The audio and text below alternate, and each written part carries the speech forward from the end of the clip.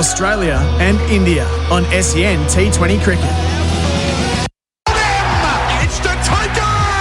Knowles hit, bang, straight down the ground on the off drive, 6. This one bowls in!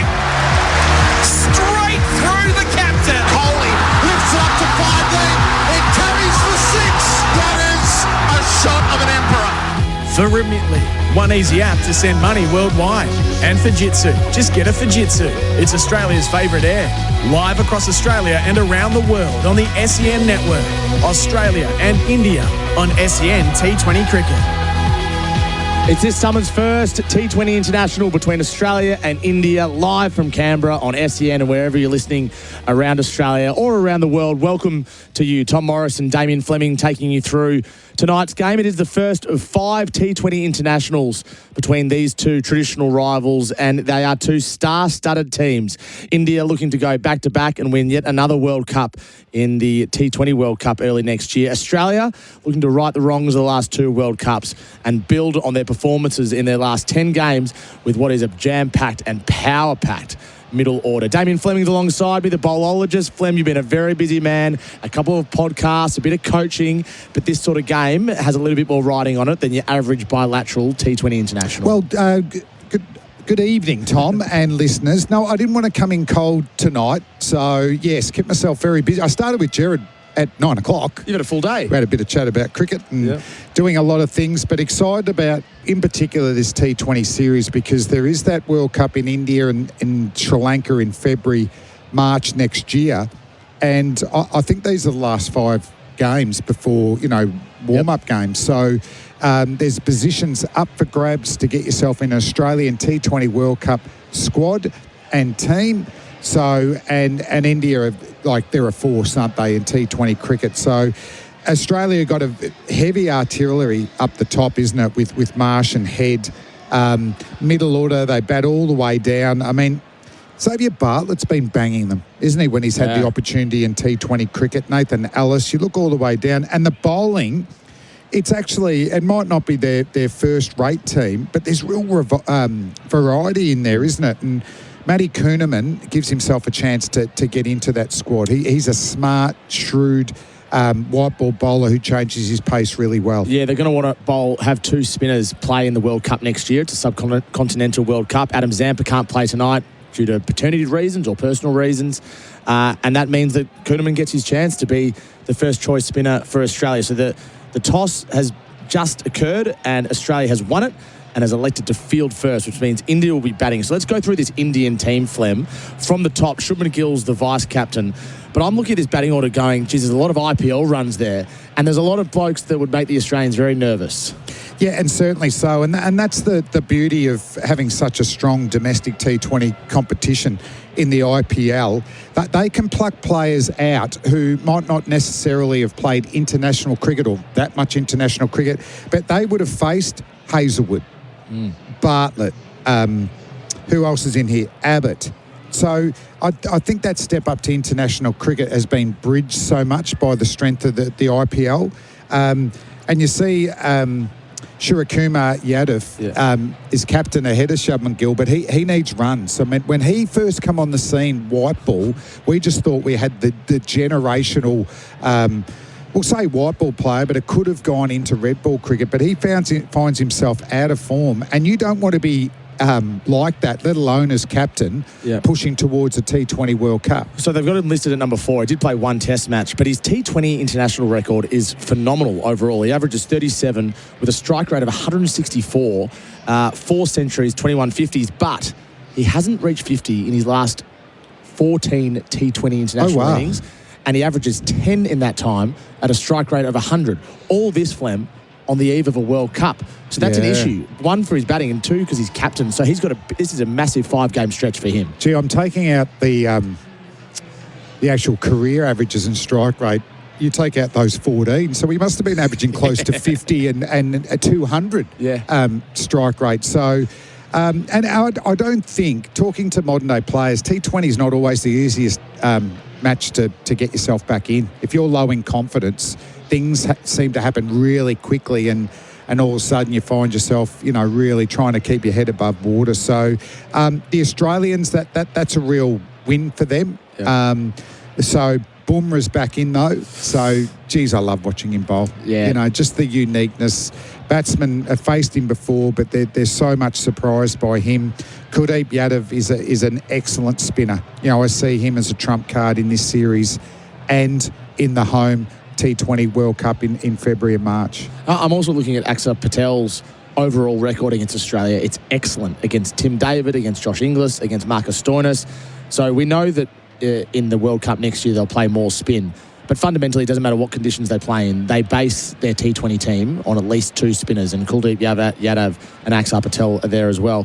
Bumrah's back in tonight, as you said, and he's the star attraction. We haven't seen him here since, it was Sydney last year, but really it was the 4 test matches before then when he was just unstoppable. So that's exciting as well. Yeah, and even in Sydney, he didn't bowl in the second innings, but the Australians were chasing that ugly little total that you feel like if Bumrah was fit, they could have levelled that series.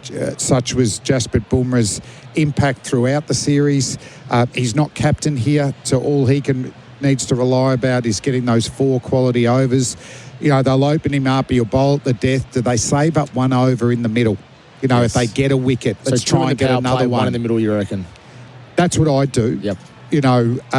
Because he's such a potent weapon. He can get, if you get wickets in those middle overs, and you get batsmen rotating out there in the middle and not set. I mean, you can change the game in those middle overs. Yeah. So the Australian team, for those who are just joining us, Mitchell Marsh won the toss, has elected to field first in what is the 6th T20 International in Canberra. There's only been 4 completed games so far. So Marsh and Travis Head at the top is just packed with power, Brilliant. Isn't it? Yeah. It's box office. Josh Inglis at 3. He's now the first choice wicketkeeper. He's back in after recovering from a calf strain, and he's got an excellent record there. Tim David at 4. They've moved him up, try to have more power in that position. He's had a good year. Yeah. Mitchell Owen proved in the 1 days he can bat middle order as well as at the top for the Hobart Hurricanes. Stoinis has been just a constant at number 6 for a while now. Josh Philippe batting at number 7 as in the specialist batting role, and then Xavier Bartlett, Nathan Ellis, Matt Kuhneman, and Josh Hazlewood will play the first couple of T20s before preparing for the Ashes as well. It is a strong T20 team, Flem. Yeah, and I like the ins as well. Mitchell Owen, who inspired the Hurricanes to their first BBL win last year. A lot of these batters bat up the top, but can you do the job in the middle overs? And Owen showed that he can come in and bang it straight away. I think that's the challenge for Josh Philippe. We know he opens up for the Sydney Sixers and just nails the power play, doesn't he? He hits both sides of the wicket. That whip over square leg, but then he can also hit in and out over cover. But can he come into the middle order and hit straight away? That's something Marcus Stoinis has learnt. He learnt. He opened for the Melbourne Stars and then saw my opportunity was actually in the middle over, and he can come in and clear the fence from the first ball. And that's one of the exciting things we're going to see later on tonight here in Canberra. It is the first T20 International between Australia and India. Damien Fleming, the bowlologist, alongside me. Ripper plays for Red Rooster. Hurry, grab a bacon and cheese Ripper now. What are you looking to see tonight? What are you hoping to see for either team as we gear up for what will be a massive T20 World Cup early next year? I just want, obviously, the Australian team to win, but strong performances from the whole 11 if they get the opportunity. Sometimes in T20 you don't get much of a go if you're in the middle order and don't bat there. So I would think Josh Hazlewood's such an underrated bowler, full stop. But in white ball cricket, and often just bowling into that avenue of apprehension, isn't it? It's the Hazlewood hallway of hesitation. He doesn't mix it up as much as a lot of quicks, but when you're 6'5" and you bowl right over the top with good pace and accuracy, I think he utilises his bouncer better in white ball cricket now than he used to. Nathan Ellis, he's got a big heart, isn't it? You just love to see the way that he's developed, and probably wickets early from Xavier Bartlett. Yep, those Ripper plays with Red Rooster. The last time Josh Hazlewood played against India in a T20, he took 1 for 14 from 4, and India got 200 plus. That was in last year's World Cup. Those Ripper plays for Red Rooster. This is SEN T20 cricket for Remitli and Fujitsu. Back with the first ball in just a few moments. For Synergy Painting Group, where quality meets affordability, and Alex Scott and staff. Whether it's selling your livestock or selling your home, contact Alex Scott and staff today. Australia and India on SEN T20 Cricket. Every Lexus gives you the luxury of choice, like the luxury to choose electric for short trips or hybrid for long ones in a Lexus plug-in hybrid. Book your test drive of the plug-in hybrid RX 450h Plus and experience the combination of 20 years of hybrid innovation and our signature dedication to excellence in one luxury SUV, designed to fit perfectly around your lifestyle. The choice is yours wherever you go at Lexus of Brighton now. Visit Lexus of Brighton to find out more. LMCT 9897. Spring racing is here, and Alex Scott and staff are leading from the front. Servicing Gippsland since 1886, they're your local experts in livestock, rural property and real estate. Buying, selling or just after some solid advice, back the team at Alex Scott and staff today. From the paddock to the property market, they've got generations of service behind them. Alex Scott and staff, Gippsland born and bred since 1886. Visit alexscott.com.au. Come and play Club Mandalay, Melbourne's North Premier golf course, only a short drive from the city. Whether you're after a quick solo round or an unbeatable group deal with your mates, you'll experience a course in peak condition. Book today at clubmandalay.com.au. Ozito brushless home and garden power tools are built to work. Tough isn't something you just claim, it's something you prove. It's about handling the hard, repetitive stuff without giving up. Testing what you're made of and what you're working with. When it comes to doing tough jobs around the home, do it yourself. Ozito brushless power tools. Do you? Only at Bunnings Warehouse.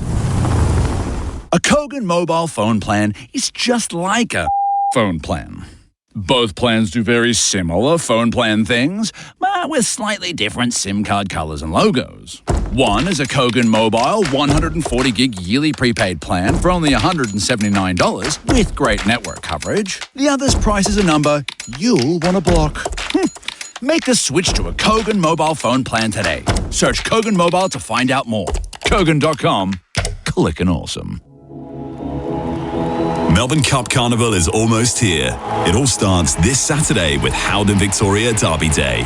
It's the ultimate mix of fashion, food, fun, entertainment, and thrilling racing. Tickets start from $88 and gets you instant access to the Elms Live stage presented by Macca's, with a performance from Icehouse after the last race. Fancy a gallop? Derby Day is this Saturday at Flemington.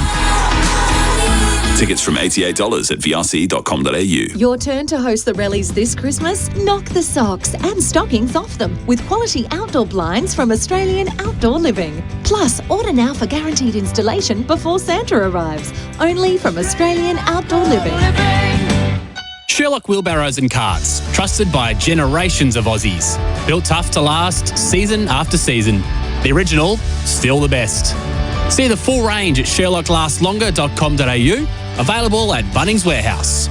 Get your garage or workspace under control with Racket heavy-duty modular shelving. They make tough storage easy. Just measure out your space, customise the system to suit your needs using Racket's online planner and add it straight to your Bunnings shopping cart. Racket, built easy, built tough. Available at Bunnings Warehouse. Hi, Kev Sheedy here, a long-time ambassador of Essendon BMW. The new BMW X3 has landed at Essendon BMW and it's an absolute game changer. Built to explore, stylish and packed with performance, this is the ultimate machine for those who demand more from every drive. So what are you waiting for?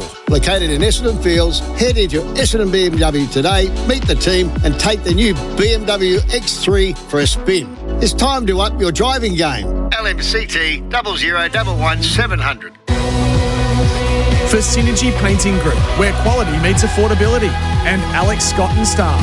Whether it's selling your livestock or selling your home, contact Alex Scott and staff today. Australia and India on SEN T20 Cricket. Team news for Liquorland. Score more this summer with Liquorland. Choose to drink wise. This is SEN T20 Cricket for Remitly and Fujitsu. If you're just joining us, Damien Fleming and Tom Morris with you. Josh Hazelwood with a new ball in Canberra, and India have been sent in to bat first. Flem, away we go. The two opening batters for India are Shubman Gill and Abhishek Sharma. Shubman Gill obviously is the vice-captain, and we're looking forward to this one tonight. Perfect conditions in the nation's capital. Oh, it looks fantastic, doesn't it? Packed crowd. The lights look brilliant. Hazelwood with the new ball, they just had some stats of the last 2 years. His economy rate in the power play, 6.4. Yeah, ridiculous. That is fantastic. And getting wickets. So Abhishek will be on strike here. There's a slip in place. Left-hander, right arm over the wicket. Hazelwood approaches now. And he bowls. He's down the wicket, Abhishek, and he's just working it to point for no run. So Stoinis at backward point and Mitchell Marsh just in front of square on the offside. They've got to work hard, those two, in that inner ring. Mitch Owen, I mean. Yep. No singles. Abhishek actually advancing towards Hazelwood, but he went really early, didn't he? So Hazelwood was allowed to adjust his length and he changed his line to attack the body. Average score batting first here in Canberra is 144. So it's a venue that traditionally favours spin in the BBL. Interesting to see how this pitch plays tonight. That's not a massive total, is it? No. 140. Well, the Australians have been scoring 200 plus. I mean, some amazing performances, especially in the West Indies when they were chasing, I think they've chased 215 in 16 overs one day. Tell you what, batsmen worried about the sight screen. Years ago, they used to have this little white one to fast bowlers, those incredible West Indies bowlers. Poor Alan Border and Kim Hughes are facing them going over the side screen. This is a big black one, and then it's blacked out behind it. Yeah, what is the problem? Yep. I'd time him out. Just get on with the game. Abhishek Sharma. What about his rankings? Yeah. So Abhishek Sharma is the number one T20 batter in the world, ahead of Phil Salt, who's been smashing them everywhere, hasn't he? Sensational, yes. It's amazing. These Indian cricket teams, they just produce these gems, don't they, from the IPL? You know what I think it is? It's the lights above the side screen that's the concern. So we're still waiting. Hazelwood's bowled one delivery. Are they able to be even turned off, Tom? While we're at it, we are here for Remitly and Fujitsu. Remitly, one easy app to send money worldwide, and Fujitsu, just get a Fujitsu. It's Australia's favourite air. I actually bumped into Tubby Taylor last week in Adelaide. I said, every time I say Fujitsu, I think of you. Yes. They're good advertising. He's the man, isn't he, Tub? How's he going, Big Tubby? He's going well. He's going very well. So the Henley Holmes scoreboard, India, no wicket for no runs from one delivery. We're waiting on the sight screen. And our expert tonight is Damien Fleming, the bowlologist. Well, I thought I'd be commentating Hazelwood's second ball of the match. That was 2 minutes ago. But Hazelwood on screen. We just talked about his white ball form, and not just T20, but 50 over cricket as well. Big, tall man over the crease. Probably his preferred one is the knuckleball. He's one of the few bowlers that have perfected that. And it's a great delivery because you don't change your arm speed and it just spits out, doesn't it? And, I think batsmen play for arm speed and then try and pick up the ball. And when it's not there, they find themselves in trouble. We've been playing a lot of cricket, Hazelwood, in the shortened formats, but they'll rest him for the back end of this series against India. It's a good sign, isn't it? Yeah. Because we have had summers where Hazelwood's only played 1 or 2 test matches in the last 5, but he must be really confident in his body to play these first T20 games. You can follow SEN_cricket on Instagram, X and TikTok for all the highlights of the summer of cricket, plus the latest analysis from people like Flem, opinion and fun from across the SEN network. Of course, Flem is here for Azedo Brushless Power Tools Do You. We're still waiting, Flem. Still waiting for the side screen to sort itself out as we look at the dimensions of this ground. Shorter square. I mean, those lights are very high. Yeah. You know what? I really want him to get out this ball. Get out. Get out. Come on, Josh. Hazelwood bowling to Abhishek. He delivers now and he pulls away in the air. Over mid-on, just clears the field, and Mitchell Marsh will track back, and they'll get 2. You were barracking for it, Flem. And Abhishek's off the mark. India, no wicket for 2. I bloody hate batsmen. What was the problem there? Have you always hated batsmen? What was the problem? Have you always hated batsmen? I read Dennis Lilly's book when I was about 8. And that was one of his philosophies, wasn't it? That was it. Hate the batsman. And if DK, with his headband and his flashy golden bat around his ring, said that, around his neck, I lived it. I can see you have lived it for 30 years, 40 years. Hazelwood bowls now. Abhishek advances again and swing and a miss straight through to Inglis. on the Chemist Warehouse replay screen. He was a long way down the pitch. Yeah, and Tom, that's that length that Hazelwood's brought back into his white ball cricket, isn't it? Yeah, we would have thought that's too short in the heyday, but maybe it is because batsmen are advancing and they want a full delivery, isn't it, when you're advancing? So he doesn't get the length he wants, and by the time he starts his backswing, he can't change it. So Hazelwood, once again, just in that hallway of hesitation, gets another dot ball. So Abhishek's strike rate in international T20 cricket is 196. Nuts. It's crazy, isn't it? Yeah, it's unreal. Special numbers. Just waiting again here. Hazelwood's bowled 3 deliveries and he's advanced to 2 of them. Well, he's going at 66.6 at the moment. That's it. Hazelwood delivers again. This time Abhishek stays in his crease and he cuts it away. Backward of point. There's a third man in place. And they'll pick up a single. Gets himself to 3. India no wicket for 3, bringing Shubman Gill on strike, who is the captain of the ODI team. He's the captain of the Test team and the vice-captain of this T20 team. Yeah, it all gets confusing, doesn't it? He's part of the leadership team everywhere. Yeah. Different one from Josh. The previous ball just shaped in a little bit. I reckon he's actually tried to just bowl an away swinger on that occasion. So good mix-up from Hazelwood. Slip in place. Let's see if he can get that outswinger perfected to Gill, who he likes to get on the front foot, doesn't he? He likes to hit the ball hard through the covers. His international record is phenomenal as well, Shubman Gill, especially in the shortened formats. Hazelwood bowls now, and Gill's working it to the leg side off the front foot behind square, down to fine leg for 1. Geez, I thought he was underwhelming last summer, Shubman Gill. Yeah. You know, Jaswell went past him big time in that Test series. Even in the disappointment of Shubman Gill, each innings he'd play 1 or 2 shots where you just went, wow, that is unbelievable. So I thought it was a big call to make him captain of that England series. And didn't he repay the faith there? It was incredible. Hundreds of runs. How well he did in England given his Australian summer. He obviously tinkered with a few things. He changed a few things. Hazelwood bowls to Abhishek, who advances again through the covers on the up. It's a lovely shot. You can hear the Indian crowd. That'll be 4. Abhishek's first boundary, India's first boundary. They're 0 for 8. Hazelwood hitting a hard length and Abhishek advancing down the pitch. Gilly, KO Sports is the home of summer sport with the Ashes, F1, NBL and the Supercars, right? Yes, Travis Head. And if you're new to KO Sports, get 1 month of KO Premium for just $1. Offer ends November 30. Nice. KO Sports. Get on board. You top it, you shank it, you yell a lot, but you keep coming back because there's never enough golf. At Golfbox, we get it. Clubs, bags, gear, delivered fast so you can keep chasing that one good shot. Golfbox, there's never enough golf. SEN T20 cricket for Remitli and Fujitsu. The Henley Holmes scoreboard reads India no wicket for 8 after being sent in, and here we go. Xavier Bartlett will take the new ball alongside Josh Hazelwood, who was excellent in Perth. Xavier Bartlett, wasn't he? Yeah, I love watching the X-Man bowl. Fast, bouncy outswings. He's your sort of guy, isn't he? Yep. So Bartlett to Gill. Right arm over the wicket. There's a slip in place. Gill off the hip. 1 down to fine leg for a single.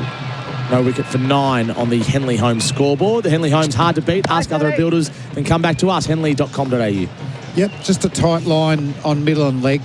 Be interesting to see whether he can just get a little bit of shape here, because we saw a little bit from Josh Hazelwood, but Bartlett, I think, will bowl slightly fuller than Hazelwood and get the ball the chance to actually swing, because the best way of negating this powerful Indian batting lineup is getting wickets in the power play. So do you change your length knowing that Abhishek likes to come down the pitch if you're Xavier Bartlett? You'd be watching his feet all the way. The whole way? Yeah. And then what do you do, full or short? Depending on what he does. Yeah, that's a good answer. X-Man Bartlett bowls to Abhishek. He shuffles across the crease, lifts it over the offside for 4. Wow. He opened his hands. He sliced it away. That's his second boundary. He's starting to move.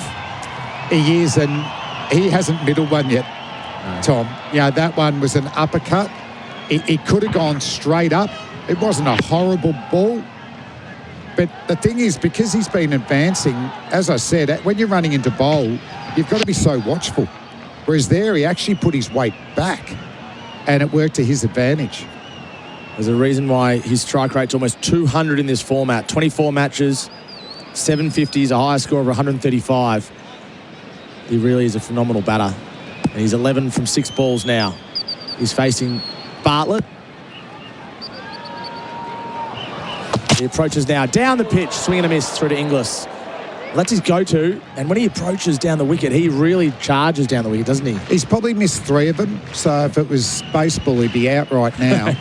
Wasn't the baseball amazing yesterday? Did you watch any of that? No. 18 innings World Cup. Oh, World Cup, I saw a World Series headline. game. It was the longest World Series game ever. Went forever. And if you're going to pick a format of cricket that's most similar to baseball, it's probably T20 cricket, especially the way they stand at the crease. Definitely.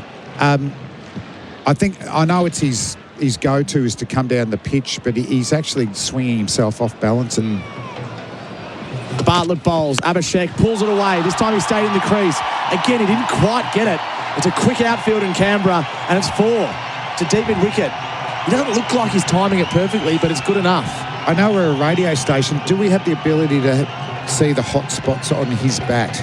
Well, we can look at the model in front of us. Because that's another one that's hit high on the bat. That's spliced to the bat, isn't it? And it's gone for 4. Where he's got a lot of, or his couple of boundaries is when he hasn't advanced and he's kept his weight back. And I think Bartlett and Hazelwood were expecting him to come down, and he's been able to jump on the short Bartlett ball. bowls, he tries to pull it away, again through to Inglis, stayed back in the crease. He's got quite a high grip, I just noticed on the replay screen in front of us. Not quite Gilchrist-like, but not far off. There's a lot of handle between his bottom hand and the blade. So dot balls and 4s mainly in this over.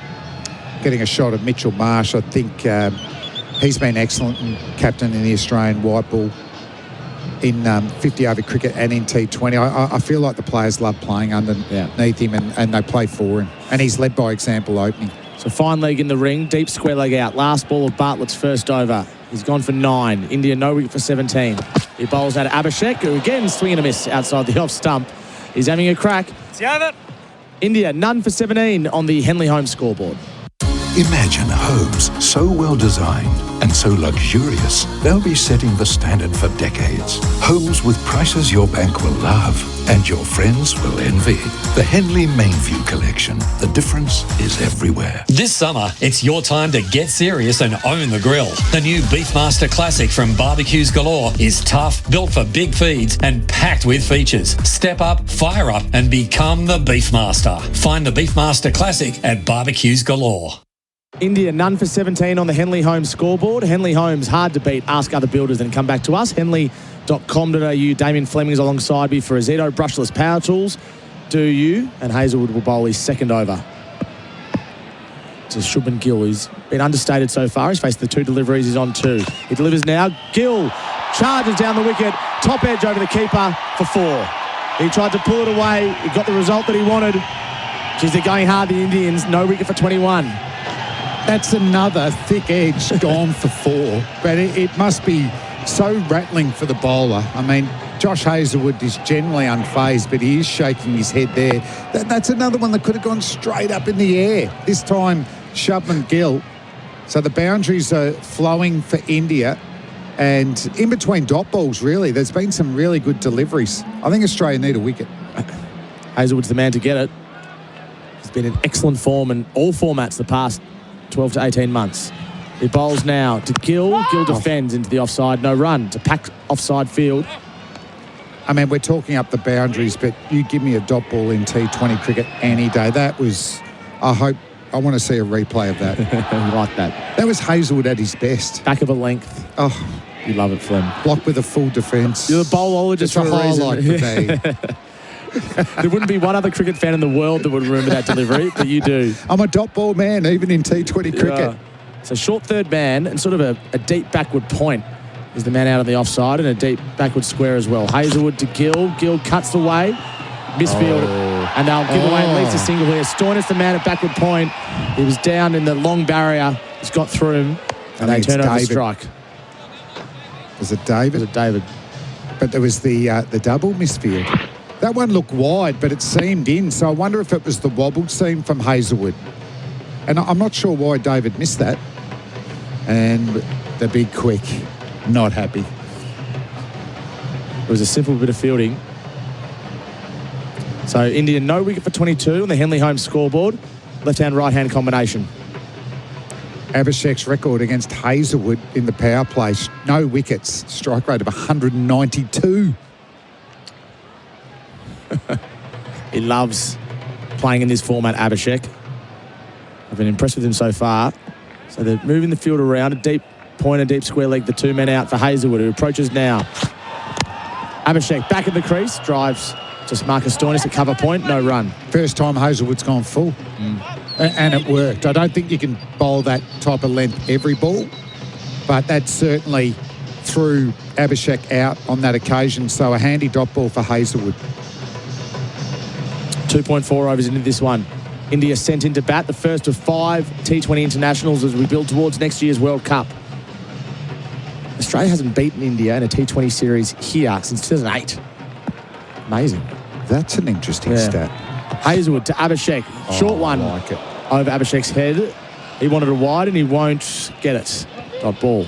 That's one of the weapons I was talking about. I think he bowls his bouncer more often in 50-over cricket and T20 cricket, and you can see it surprises the batsman. It's on the money. It's always steep bounce because of his high trajectory. Excellent bowling. Is he your favourite bowler? Or is Pat Cummins your favourite bowler? Or Mitchell Stark? I just like him bowling. Oh, bowling. He's a Victorian. Have a think about that. We're very lucky. I'm hard to split the big three. Hazelwood to Abhishek. Pulled away down to fine leg. Who's in the circle. Travis Head will have to do some work to chase it, and he won't get there. Well, it's a disappointing end of the over for Josh Hazelwood. It was helped along its way. Abhishek moves to 19. India, a none for 26 from 3 overs on the Henley home scoreboard. Whatever your ambition, own it. Search Loan Market and make it yours. Dave's ambition to make it memorable. Get in, kiddos. The Great Aussie Road Trip starts now. Jill's ambition to make it home. Now I'm my own landlord. Your local loan market brokers are ready to get to work. With access to over 90 banks and lenders, they can compare thousands of loan options to find a solution tailored to your needs. Make it yours. Whatever your ambition, find the right loan for you. Search Loan Market. Loan Market. Make it yours. Australian credit licence 390222. SEN T20 cricket for Ramitley and Fujitsu. India no wicket for 26 on the Henley home scoreboard. Gill 7, Abhishek 19. And a change of bowling for the first time this evening. Flem, Nathan Ellis. Missed 100%. Doesn't leave anything in the tank. Great skills. So here we go. Nathan Ellis replacing Xavier Bartlett. He bowls now. Gill works it down to fine leg, and that might even be 4. Well, that's the way not to bowl when you've got no one in that position. There's a deep square leg in place, but no one behind the wicket on the leg side. Gill picks up his first boundary. No wicket for 30. Well, there's been a lot of slogs that have been mishit for 4. This is a sublime shot from Gill. The leg glance is such a beautiful shot to watch unless you're delivering the ball. But he meant to open up close the face a little bit. He wanted that to go fine and use the pace of Ellis, and he's been rewarded with a boundary. Ever so delicate. He knows where the field's set. Beautiful shot. The ball was probably middle stump, but he played it with such ease. So Nathan Ellis is under the pump early. The adopted Tasmanian really made his way in this Australian white ball format and also the one-day format. He's bowling to Gill now. He delivers. Gill's hit on the pad. Very similar delivery to the last one. It's a big appeal. Not out's the call. They'll have a good look at this. He tried to work it to the leg side. Nathan Ellis is sure it's out, and Mitch Marsh will go upstairs. It's time for DRS. Let's have a look at this on the Chemist Warehouse replay screen. Yeah, I'd back Ellis. He captains the Hurricanes, so he knows how DRS are just absolutely premium. You do not want to waste them. He wasn't happy. He asked the umpire with his thoughts, but that looked close, very close live. Fair delivery. Can I start front on, please? He tried to work down to fine leg, almost like the ball before, didn't he? But this one, there's no bat involved, I don't think. It's straight on, just above the knee roll. Thank you. Roll back for me, please. He roll is back. Just roll back for me, please. Just roll it through slowly. Yeah, thank you. There is a clear gap between bat and ball, a clear gap. I'm ready to move to ball tracker, please, when ready. At best, I think it's clipping. Which would be umpire's call if that's the Original case. Decision is not out. Pitching is in line. Impact is in line. Wickets is umpire's call.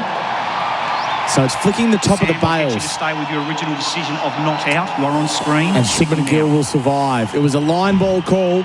Was it a back of the hand slow ball or not? I don't think it was. No. It went straight on there. But if you're asking me whether that should be out, it should be out. Flem, that surprises me. If it hits Not the at all. stumps, it's out, Tom. It's just flicking the top of the bails. When we're looking from the umpire's view, that does not look like it's going to go over. So the Australians don't lose a review because it was umpire's call, but Nathan Ellis is frustrated regardless. He's bowling to Gill now. That's a slower ball. Straight back at Ellis and 4. He's whacked it back at the bowler who had no chance whatsoever. Shubman Gill starting to hit his straps. That is another beautiful shot. Just about the opposite of the delicate leg glance. He's got the length that he wanted, half volley, and he's played with a closed face. He wanted to hit that straight down the ground, not giving mid-off or mid-on any option. I think that one was the slower ball, and he's dead in the bounce because of the length. That's a brutal boundary. 7 fours already. We're only 21 deliveries into this game. Ellis bowls, full toss to Gill. Bunts it to Mitch Marsh a bit off and will scamper through for 1. Those stats for Daft Trucks. Daft Trucks keep you moving. Yeah, 9 off 4. How does he get out of this over, Alice? You can see straight away he bowls fuller than Hazelwood and Bartlett. We've already seen change of pace, fuller length. But Abhishek, how's he going to attack Alice? He's wanted to come down the crease to the other 2 faster bowlers, so maybe Alice just needs to change up the pace a bit. He has an economy of under 8 in T20 international cricket, which is excellent. But you're right, how does he get out of this over? Can bowl the last over a bit too, where you go for a few more. Yep. Ellis to Abhishek, who's on 19 from 13 deliveries. Ellis bowls, Abhishek hits to mid-off, and he's out. Tim David takes the catch. Big celebration from Nathan Ellis. It was a slower ball again. Abhishek was frustrated with himself. All he could do was bunt it to mid-off, and the Australians have their first, and it's a big one, Flem. It is well bowled from Ellis. The change of pace, because of it's short of a length, Abhishek actually couldn't use the pace of the ball, so he tried to muscle it over mid-off, and all he could do was get low down on the bat, and Tim David appeared to make that look a little bit harder than it should have been. So Abhishek departs. He's gone, caught David, bowled Ellis for 19 from 14 deliveries. It was entertaining, it was enterprising. In the end, not enough. The Indians are 1 for 35 from 3.5. What's a huge wicket for the Australians, Flem. He was looking so dangerous, just got the toe of the bat. And you're right, Tim David's taken it waist height and made it look like it's been hit like a tracer bullet. Yeah, it's his teammate at the Hobart Hurricanes and his captain, so he wouldn't want to be dropping that one. But yeah, excellent bowling. That ability to bowl that back of the hander and land it to right-handers, but also then first ball to the lefty is an elite skill that Ellis has.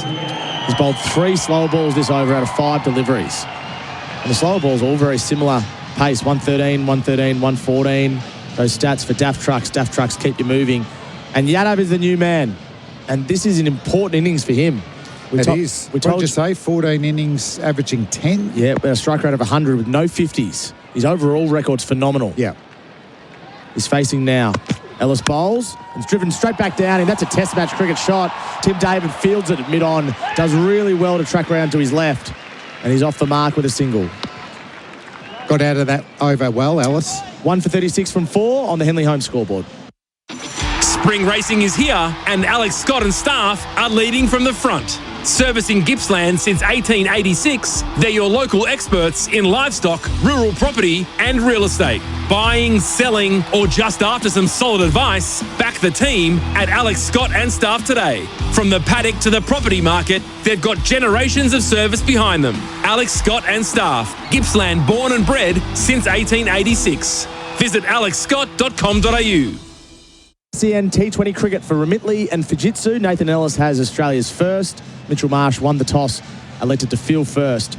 Surya Kumar and Gill at the crease. India 1 for 36 from 4 on the Henley Home scoreboard. And Damien Fleming alongside me for Azito Brushless Power Tools. Do you? Yeah, Surya Kumar's the captain of this Indian T20 team, so he'll be feeling the pressure to win the series, build a strong squad for the World Cup, but make sure he's in that squad. Hazelwood bowling his third over to Surya Kumar, who ducks out of the way. He sways back to leg stump. That was a good bumper. The bounce is a real weapon for Hazelwood. I think it's an underrated delivery from good fast bowlers who have an excellent bouncer. Full pace one, the slower bounce one, but first ball he faces, he has that forward press, and, mate, he has thrown his hands at that. That could have easily just hit his glove on the way through to Inglis. It's an excellent first up delivery. Whoa. Inglis took it above his head. Yeah. Excellent delivery. So Josh Hazlewood's bowling 3 overs here in the power play. It's his role tonight.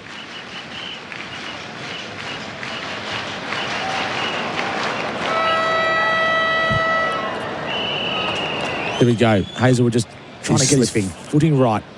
It might be just a little bit dewy there. Tim David's helping him mark it. Where's the sawdust, Tom? Get the sawdust. Yeah, he's definitely slipping. The current attendance, just a tick under 9,000. That's stat for Daft Trucks. Daft Trucks keep you moving. It does get dewy in Canberra. Definitely. Yeah. It gets cold. I've been at a BBL game there. I think the Sydney Thunder played someone, and it felt like about That's why teams like to bowl first in Canberra. Interesting. Hazlewood to Sarah Kumar, who plays and misses. That is an absolute pearler. Describe that for us, Damien Fleming. That's as good as you'll see. Well, that is the Hazlewood hallway of hesitation. So he's bounced him, hit the bat hard. Sawdust is getting run out. I like to see this. He's actually bowled that wide of the crease too. Now, I'm not sure if he's done that just because he thinks he'll be more stable. But if he's done that just to, encourage the outside edge, how didn't that hit? Inglis has taken that over his head. So how full is that delivery? That's just full of a length? Yeah, I'd say that's about 6.5 metres. But because he's so tall, he probably needs to be a little bit fuller to hit the stumps. Yeah. But Shirakuma just lost his back foot stability there. He's squared up big time.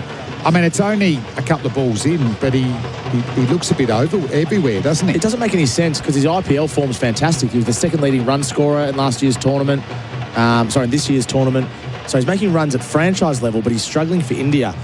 Just while we've got you, Flem, you can catch every ball of the Ashes right here on SEN. Jared Waitley, Damien Fleming, Simon Kadich, Adam Collins, Barat Sundaresan, Stuart Broad headlining the team. Starts November 21 on SEN with the first test in Perth. Looking forward to that. We'll talk about a bit of Ashes later on. Yes. So we're ready to go again. The sawdust is in place. Fine leg and third man also in place. Sarah Kumar steps across the crease. Josh Hazlewood with another leaf delivery. Hits him for 6. What a shot. What a shot. That's Viv Richards. T20's just nuts. All at sea. Hazlewood probably going fuller than he would have liked. But he has whipped that over square leg. I agree, Tom. That was Sir Vivian Richards-like. I felt a bit awkward saying it, but a lot of batsmen would hit that through the offside. Yeah. And he has timed that to perfection. Over square leg. Strong off the pads. Wow. That was actually outside off stump. What does Hazlewood do here? He bowls now. Sarah Kumar drives through the covers. Straight to Josh Philippe, who's got the gloves off tonight, is in the covers. He's batting at number 7 as a specialist bat. That wasn't that much different, the line, to the one that went for 6. And he plays an orthodox cover drive. Wonder if it's worth another bouncer. What would you do?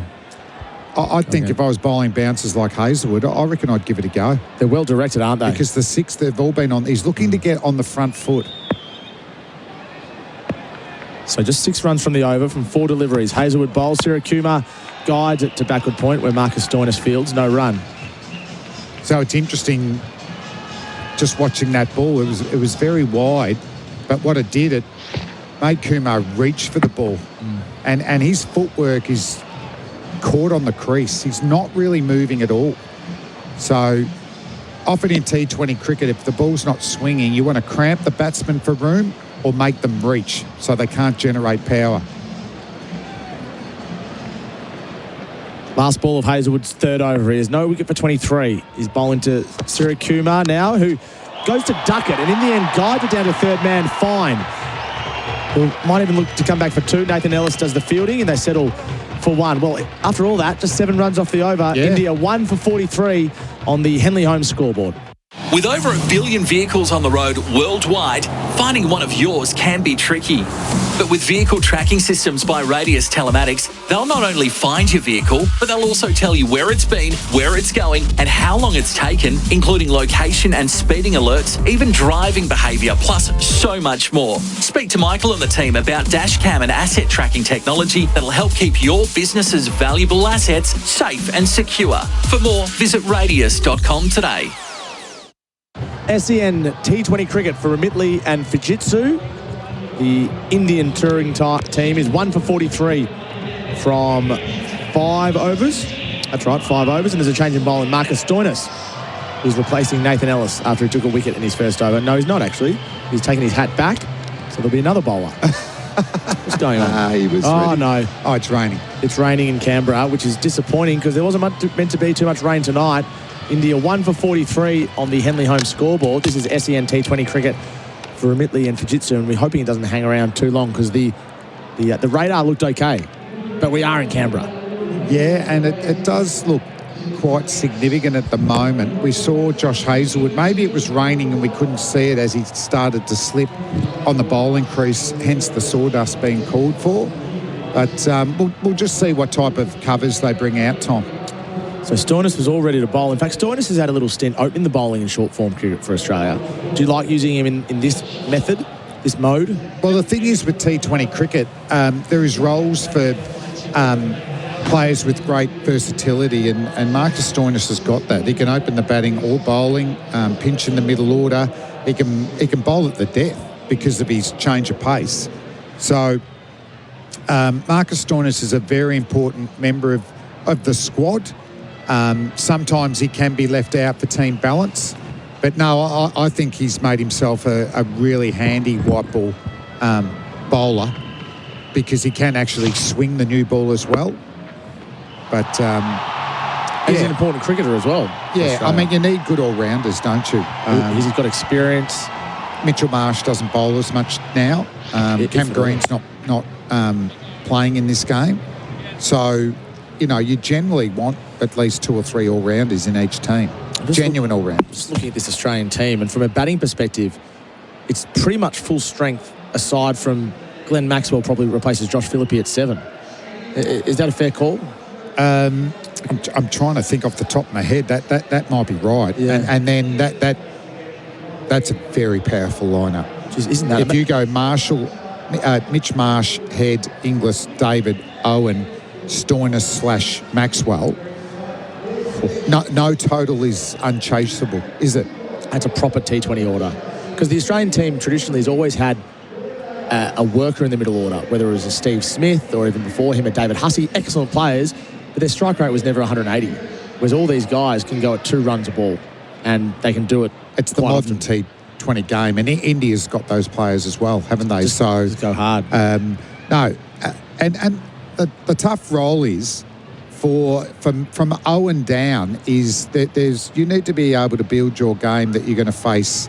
I think I heard Tim David talk about it in his training that I might only average 8 to 10 balls for the series, but I've got to have a strike rate of 200 there. Incredible, isn't it? Yeah, it's not really about the average, is it? It's about the strike rate. And he'll miss out every now and again because he's going hard from the first ball, but we've seen him dong 4 or 5 sixes in those 8 balls, haven't we? Yeah. I mean, probably where I'm not sure of the stats where Tim David hasn't really got going is in Australia. IPL, Australian teams overseas. Yeah, I'd love him, and hopefully it happens a couple of times in this series where we see Tim David go big, hitting sixes to all parts because, he's such a great batsman to watch in the T20 format. Yeah, and we haven't quite seen the best of him, as you said. It's certainly in the Big Bash we have, but not quite for Australia yet. But even the Big Bash, he's had average years as well. Yeah. But it's his 50th T20 International tonight, so it gets up there quickly, doesn't it? It does. So just recapping, if you're just joining us, Damien Fleming alongside me for Azedo Brushless Power Tools. Do you?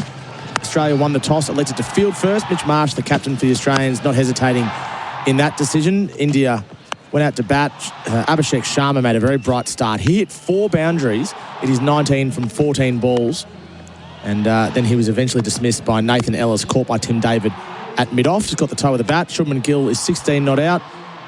Suryakumar Yadav is 8 not out from 7 deliveries, hit a towering 6 that Flem and I both agreed, if not begrudgingly, certainly pragmatically, was more like Viv Richards than anything else we've seen before. Where did it come from? He was all at sea, and then he just whips one from outside off stump, 95 metres. Yeah, amazing stuff. Man, I'm looking up Canberra. You know, it's not warm, but it doesn't look like there's a lot of rain. So it's just drizzling in Canberra at the moment. Josh Hazelwood, no wicket for 24 from 3. Xavier Bartlett's 1 over, went for 9. Nathan Ellis's 1 over, went for 10. And he took that important wicket as well of Abhishek. Sorry, Tom. There's just one big blob of rain that is on top of him now. Once that goes, we should be fine. Well, let's hope we're not too far away. If we've got a question for Flem, and I've got plenty of questions for Flem around the Ashes, 0433 98 11 16 is the text machine. Flem, I've got a question for you around the Ashes. Who's your next bowler? So if Boland is in, and we assume it's going to be Boland, Stark and Hazelwood and Nathan Lyon, who's your next one in? Go to YouTube. Yep. Watch my interview with Gerard Whateley last week. Yep. All your answers there, big fella. Go, now. I heard you talk about Matt Renshaw. No. Yeah. Straight away, it would be Michael Neser. But then you start to go down, Tom, don't you? Like, you know, Neser's 34. Boland straight in, he's 36. So the problem I've got is that next run. Sean Abbott's been around the squad. You know, he's in the early 30s, but the one thing I like, he is very resilient. Brendan Doggett, who knocked over Cam Green for a duck today, has been part of squads. So a lot of it, I'm thinking, is I'm really worried about the younger generation, not only talent-wise, but also their ability to play 5 tests in 7 weeks. That's what happens over the summer.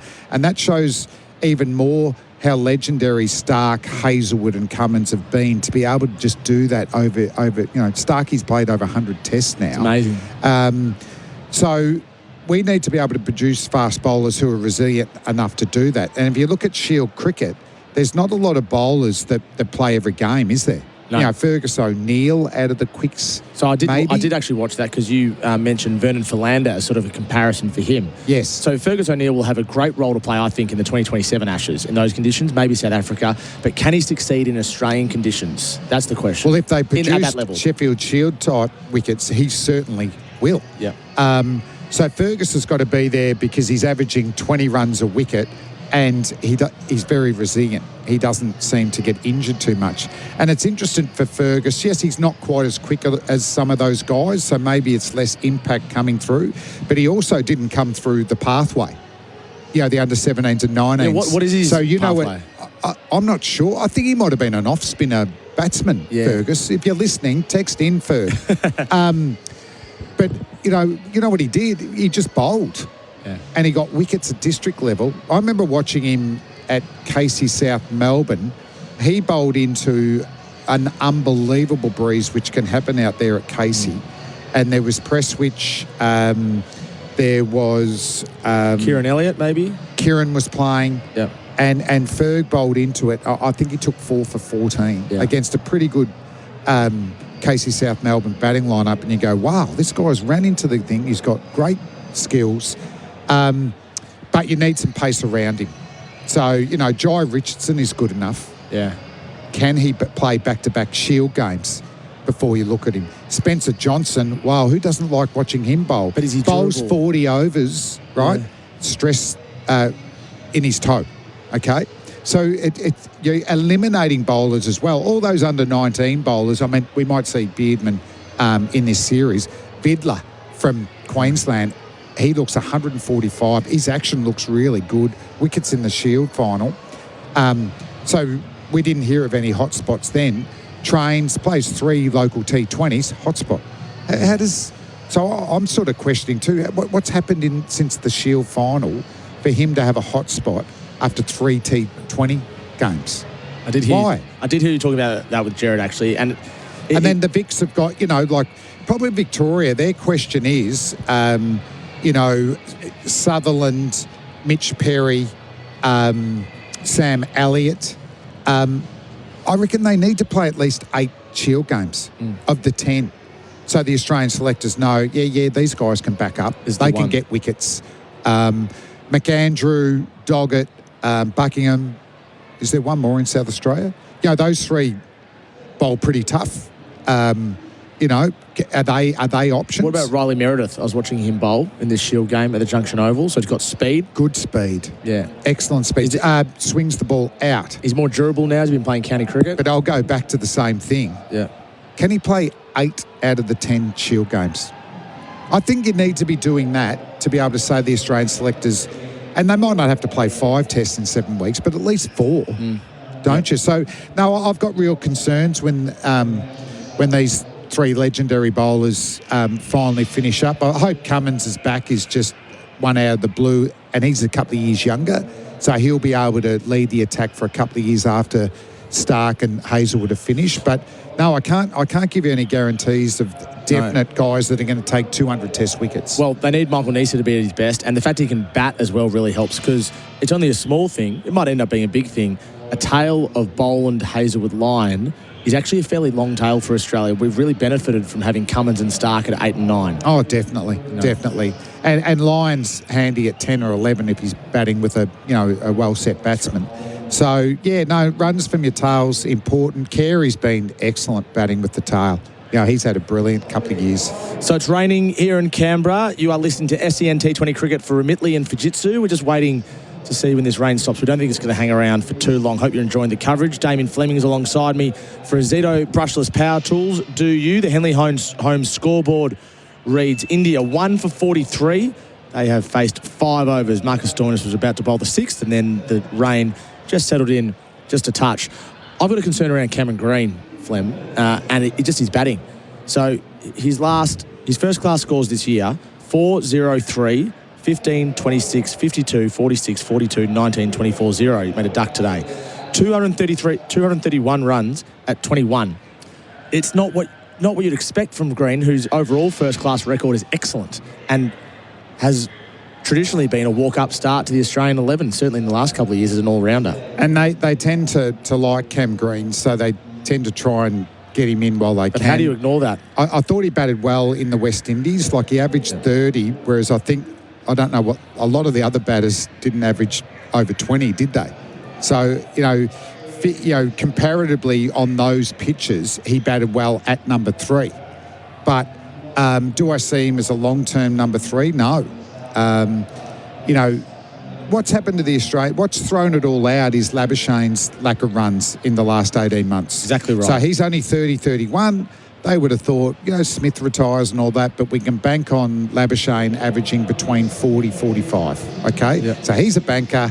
Need to find an opener straight away, then one to replace Khawaja. We've got Head at 5. So they might have always had Cameron Green potentially taking Stephen Smith's spot at 4. But if you're batting 6, you have to bowl. Yeah. You have to bowl. So runs are a problem for Cam Green, but also his body and the rigours of fast bowling. He hasn't really got on a roll being able to bowl, has he? No. And it's a shame because it's pretty awesome when he bowls, because he's fast, he's tall, he can bowl outswingers.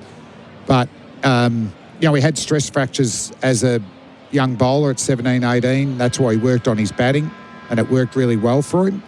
But, is he able to bowl 8, 10 quality overs each innings? And then where's his best spot? Where do you think he's in best the batting lineup? He's ideally 5. And if he continues to improve, it's 4. I think the idea was that he was going to be at 6 as an all-rounder until Steve Smith retired, and then he'd either move up to 5 and Travis Head would go down 1, or he would move up to 4. Yeah. I think that was his pathway. And it's been thrown out for all the reasons you suggested. And now we're in a bit of a muddle. We don't really know where he fits best. And you're right, they've plugged him into number 3, but I'm not sure he's even comfortable batting at first drop. No, they need Labuschagne to nail number 3 for the next few years again. I mean, he got too long a run, but cricket's fixtures don't help selectors these days either. 20 years ago, if you missed out in the first 2 tests and you're vulnerable, you got dropped. You could play Shield cricket. Yeah, go get your spot back. A couple of runs in Shield cricket, let's get him back. Whereas now you drop to BBL. You're not recalling a batsman from the BBL. No. So they held on to him, hoping, his history suggests he averages 46. But it went on for too long. and then wasn't able to work out his game, then opened in the Test Championship. That didn't work. So signs are good so far, but the problem will be if he doesn't work at number 3, isn't it, Labuschagne? It's a disaster if he doesn't work at number 3. He has to work at number 3, and he has to show the intent that he's done in the Shield games when he takes a step up in the Ashes. And that's why I think they need to go with a traditional opener, because we might need 2 very soon. If Usman bats well, gets through the series, that might be it. But we need to find traditional openers, one that plays the long game, one that's slightly attacking, and then you get your 3, 4, and 5 and 6 right. Yeah. But with looking for short fixes, Labuschagne opening, Smith opening, McSweeney's not an opener. He may end up a good number 4. Really good fieldsman as well. Oh, Mitchell Marsh, can he open? Constas? Can Travis Head do it?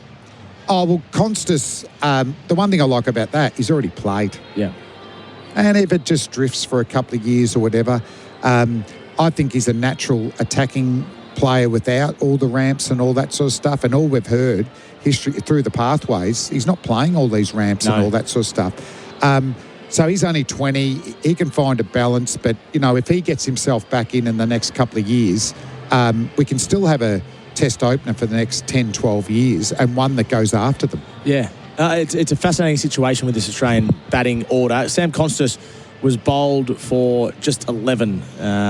Hayden Kerr actually got him around the wicket. He let it go, hit the top of middle stump.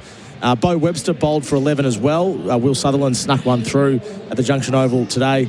And Jake Weatherald made a duck as well. Got a good delivery late last night. But he's been in some excellent form as well. So I feel it's really now down to Jake Weatherald and Matt Renshaw as to who partners with Usman Khawaja at the start of the Ashes. They're the 2 names that keep being mentioned. And there's still a bit more to play out in the next week or so at first class level. Yeah, I'm sort of weighted towards Renshaw and speaking this morning with Jared again, just that he's Usman's partner up in Queensland.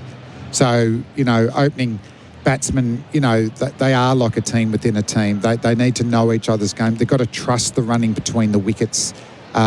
So I think that would be a good fit. But if Jake Weatherall doesn't make the squad, he has certainly enhanced his reputation. Absolutely. So Steve Smith comes back from New York, makes a ton. So it doesn't take much for him. As long as he's fresh, he's ready to go. Curtis Patterson, who's got a Test ton to his name as well, batted for a long time with Steve Smith, also made a century, sort of the forgotten man of Australian cricket.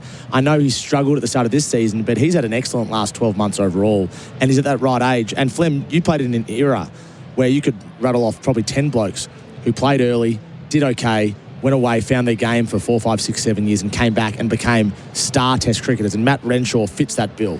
Yeah, I think people forget about that. Name one great Test player that wasn't dropped. Yeah. So Donald Bradman last 1 Test. Yeah. The only one I can think of is Adam Gilchrist. Yeah. But he debuted late. Maybe Mr. Cricket didn't. But all the legends I played with got dropped. Slater, Taylor, Langer, Hayden, Ponting, Steve Waugh, Mark Waugh, Dean Jones.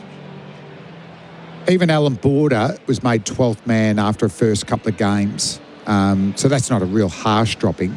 But all those legendary batsmen that I played with all got dropped, and some of them numerous times. Yeah. But they came back. They came back hard and better players.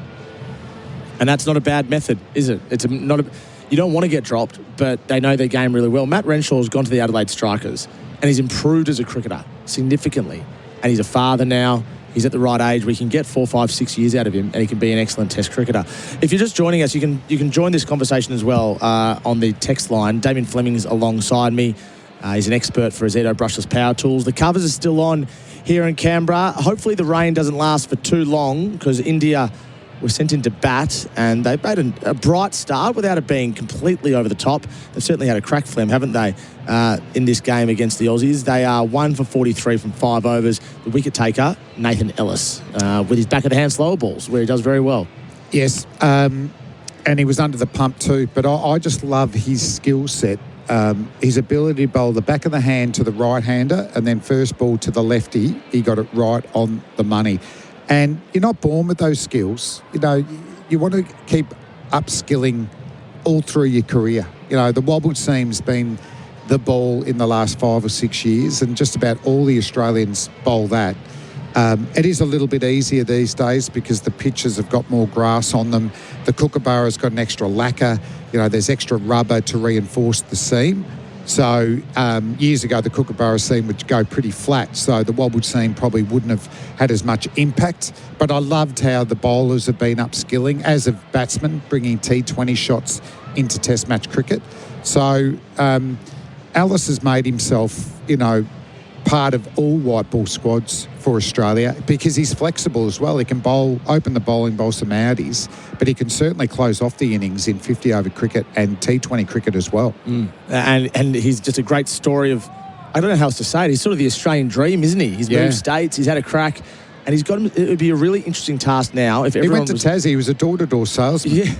If everyone was fit, whether he would be in the Australian 11 in this format. And he'd be right on the doorstep, wouldn't he? He'd be knocking down that door. If he's not in, he wouldn't be far away because he's such a specialist bowler. Yep, and Xavier Bartlett's upskilled. Do you remember when he used to bowl 1 over and then go off for the Brisbane Heat? Almost the first over of the game, and then he's gone. When they used to have that whatever that rule was. The sub, yeah. Didn't really like that one. No. And now, actually, I look at Jason Berendorf. He used to bowl his 4 overs at the start, and then he ended up a very good death bowler. Yeah. I mean, he's gone to the Renegades, hasn't he, Yeah, Berendorf? that's right. Yes. So there's a few bowlers out there that have made a name for himself in T20 cricket. This is from Rick on the text line. Flem, the answer about resilience of bowlers sits right before your eyes. The underage system does not allow young players to build a base of strength and resilience in junior underage rep cricket. What do you say to that? Yeah, I would suggest that's pretty right, yeah. Yep. Mark in Sydney says, is Stoinis and Owen going for the same spot in the T20 World Cup? I think there's probably room for both. I think Maxwell would replace Philippi in that team. Yeah. I think Mitch Owen's bowling's nowhere near Stoinis at the moment, but that'd be a challenge for Owen, who bowls handy medium pace. I think he needs more variety. Yeah. And maybe just a bit more confidence bowling at this level. Still a bit of rain in Canberra. We shouldn't have too much more to go before play restarts again. Australia taking on India in the first of 5 T20 internationals. Jasper Bumrah's back in tonight. Oh, yeah. Josh Hazlewood's bowled 3 overs for the Australians. It is a powerful batting order. Marsh, Head, Inglis, David, Owen and Stoinis, and then Philippi at number 7 as a specialist bat. You are listening to SEN T20 Cricket for Remitli and Fujitsu. The Henley Home scoreboard reads India 1 for 43 from 5 overs. Hopefully we're not too far away from a restart. Imagine homes so well designed and so luxurious, they'll be setting the standard for decades. Homes with prices your bank will love and your friends will envy. The Henley Mainview Collection. The difference is everywhere. The McHappiest time of the year is back at Macca's from now until November 15. Buy a pair of silly socks and donate some happiness. All profits go to RMHC, supporting families with children who are ill or injured while socks last. Whoever said you get what you pay for never shopped at Chemist Warehouse. Head in-store and pay less for big brands like Nature's Way Beauty Collagen 60 tablets, only $16.49. Enjoy the support of Vital all-in-one 120-gram powder for just $20.99. Get an iron boost with Ferrograd C30 tablets for only $21.99. And stay active with EpiJoint Joint Health 60 soft gel capsules, only $24.99. Chemist Warehouse. Great savings every day. Imagine homes so well designed and so luxurious, they'll be setting the standard for decades. Homes with prices your bank will love and your friends will envy. The Henley Mainview Collection. The difference is everywhere. The Kia Tasman reviews from car expert Irene. That is ridiculous. Unbelievably good in terms of stopping distance. But don't believe the experts? Test drive a Tasman today. Tasman, the best ute you've never driven. Kia, movement that inspires. Look unbelievably good with these unbelievably good offers at Chemist Warehouse. Save on big brands like Batiste Dry Shampoo 200ml range, only $7.99 each. Give your hair some TLC with Sukin Hair Mask range, just $9.49 each. And My Organics Restructuring Shine Spray, just $10.39. Finally, flaunt your perfect hair, styled by Lady Jane Aria Wave Air Styler, just $54.99. Chemist Warehouse. Great savings every day. Smash your fitness goals and your savings goals with these fantastic offers from Chemist Warehouse. Like Bondi Protein Co. Collagen plus Protein Bar range for just $2.39 each. Yum! Support your fitness with INT Creatine Powder unflavoured 500 gram, only $17.99. And stay on track with Isoway Plant-Based Meal Replacement Shake Vanilla 550 gram, only $26.99. And Musashi High Protein Vanilla 2 kilograms, $66.74. Chemist Warehouse. Great savings every day. Got a commercial building that needs bringing to life? Or a renovation needing the finishing touches? Whatever commercial painting job you need doing, let Synergy Painting Group's team of expert painters create a lasting impact. Whether it's an office, school, even a hotel, Synergy Painting Group will get it looking great. And if you need car park line marking, exterior cleaning, roof coatings or epoxy flooring, check out their comprehensive commercial solutions at synergypaintinggroup.com.au. It's where quality meets affordability. Strong foundations need expert guidance. And with over 30 years of experience, Oldham Construction Lawyers are your trusted specialists in construction and property law. They provide tailored legal solutions to keep projects moving along with a personalised service and a proven track record that stands tall within the construction industry. If you're navigating a building dispute, Oldham Construction Lawyers offer expert guidance. Whether it's in VCAT, the courts, or you're dealing with the Building and Plumbing Commission, they'll support you every step of the way. Visit oclawyers.com.au. How much did the painter say he was going to charge you for that job? Well, they told me it was a one-off special price of... Mate, if you're paying for painting and for maintenance, you're getting ripped off. Got a commercial building that needs bringing to life? Or a renovation in need of the finishing touches? Whatever painting job you need done, let Synergy Painting Group's skilled and dedicated team create a lasting impact. Synergy Painting Group, it's where quality meets affordability. That's much better. Visit synergypaintinggroup.com.au. Bowling to Gill now. That's a slow ball. Straight back at Ellis and 4. He's whacked it back at the bowler who had no chance whatsoever. Ellis to Abhishek, who's on 19 from 13 deliveries. Ellis bowls. Abhishek hits to mid-off and he's out. Tim David takes the catch. Big celebration from Nathan Ellis. So we're ready to go again. The sawdust is in place. Fine leg and third man also in place. Sirik Kumar steps across the crease. Josh Hazelwood with another length delivery. Hits him for 6. What a shot. What a shot. That's Viv Richards. I said Viv Richards, and I can't believe I said it, but it was right. He hit the ball from outside off stump over square leg for 6, Flem. I backed you up. Thank you, Flem. I can't believe you remembered Sir Vivian. You're a young man. I've seen enough highlights. The YouTube. Yeah, I never saw Viv play live, but I know he was known for one thing when he batted, well, in terms of the shots, and that was flicking balls off his legs for 6. Well, they said you had to bowl like a 6th or 7th stump line to make him hit through the offside. No, I missed him. Just love to play. I remember watching him Boxing Day. I reckon it was 1984 or 85. He actually got booed on the way out, right? 208 runs later, he got cheered. Standing ovation. I love that. He just was so cool. Had such an aura, didn't he, Sir Vivian Richards? So India is 1 for 43 from 5. We're waiting to see how much, or if this game is being shortened at all. And play will resume at 8:30 p.m. So that is 17 minutes away because the covers are coming off. The small covers are still on, but I hazard a guess, Flem, looking at the radar and what's around here, there isn't going to be too much rain remaining. So 1 for 43 India from 5 overs on the Henley Home scoreboard. You are listening to SEN T20 Cricket for Remitly and Fujitsu. You are here as our expert for Azito Brushless Power Tools. Do you? So that's the situation. This game, the Australians will be back out bowling in 16 minutes. I want to ask you about the England team ahead of the Ashes. Bazball has become a catchphrase that has transcended the sporting climate all around the world. Yes. They've walked it back a bit, though, the Bazball ethos, and they don't seem to love it like what they did in the last Ashes series. Can you tell us what your interpretation of their philosophy is? They're very big on the spirit of cricket. And the morals. This is what they're bringing. That's what Bazball is. Oh, it's definitely Bazball light. There's no way they're going as hard as the previous Ashes series over in England, where they were trying to basically go at a run a ball, 50 over type batting. But they've adjusted. I think it is that, Stokes and McCullum talk about how the Test Championship's not one of their goals and all that sort of stuff. It has to be. If you're going to have a legacy as a team, you need to win a tough series like out in Australia, away from home. And you've got to win at least one World Test Championship as a team to be labelled a great team. So I think that's had an impact, and over rates have played a part in them not qualifying as well. And that leads to one of their problems, is their spin options. Bashir's, I think in spin-friendly conditions, they can get away with him. He likes to give it a bit of a rip, but he's not real accurate. And obviously we've got Nathan Lyon.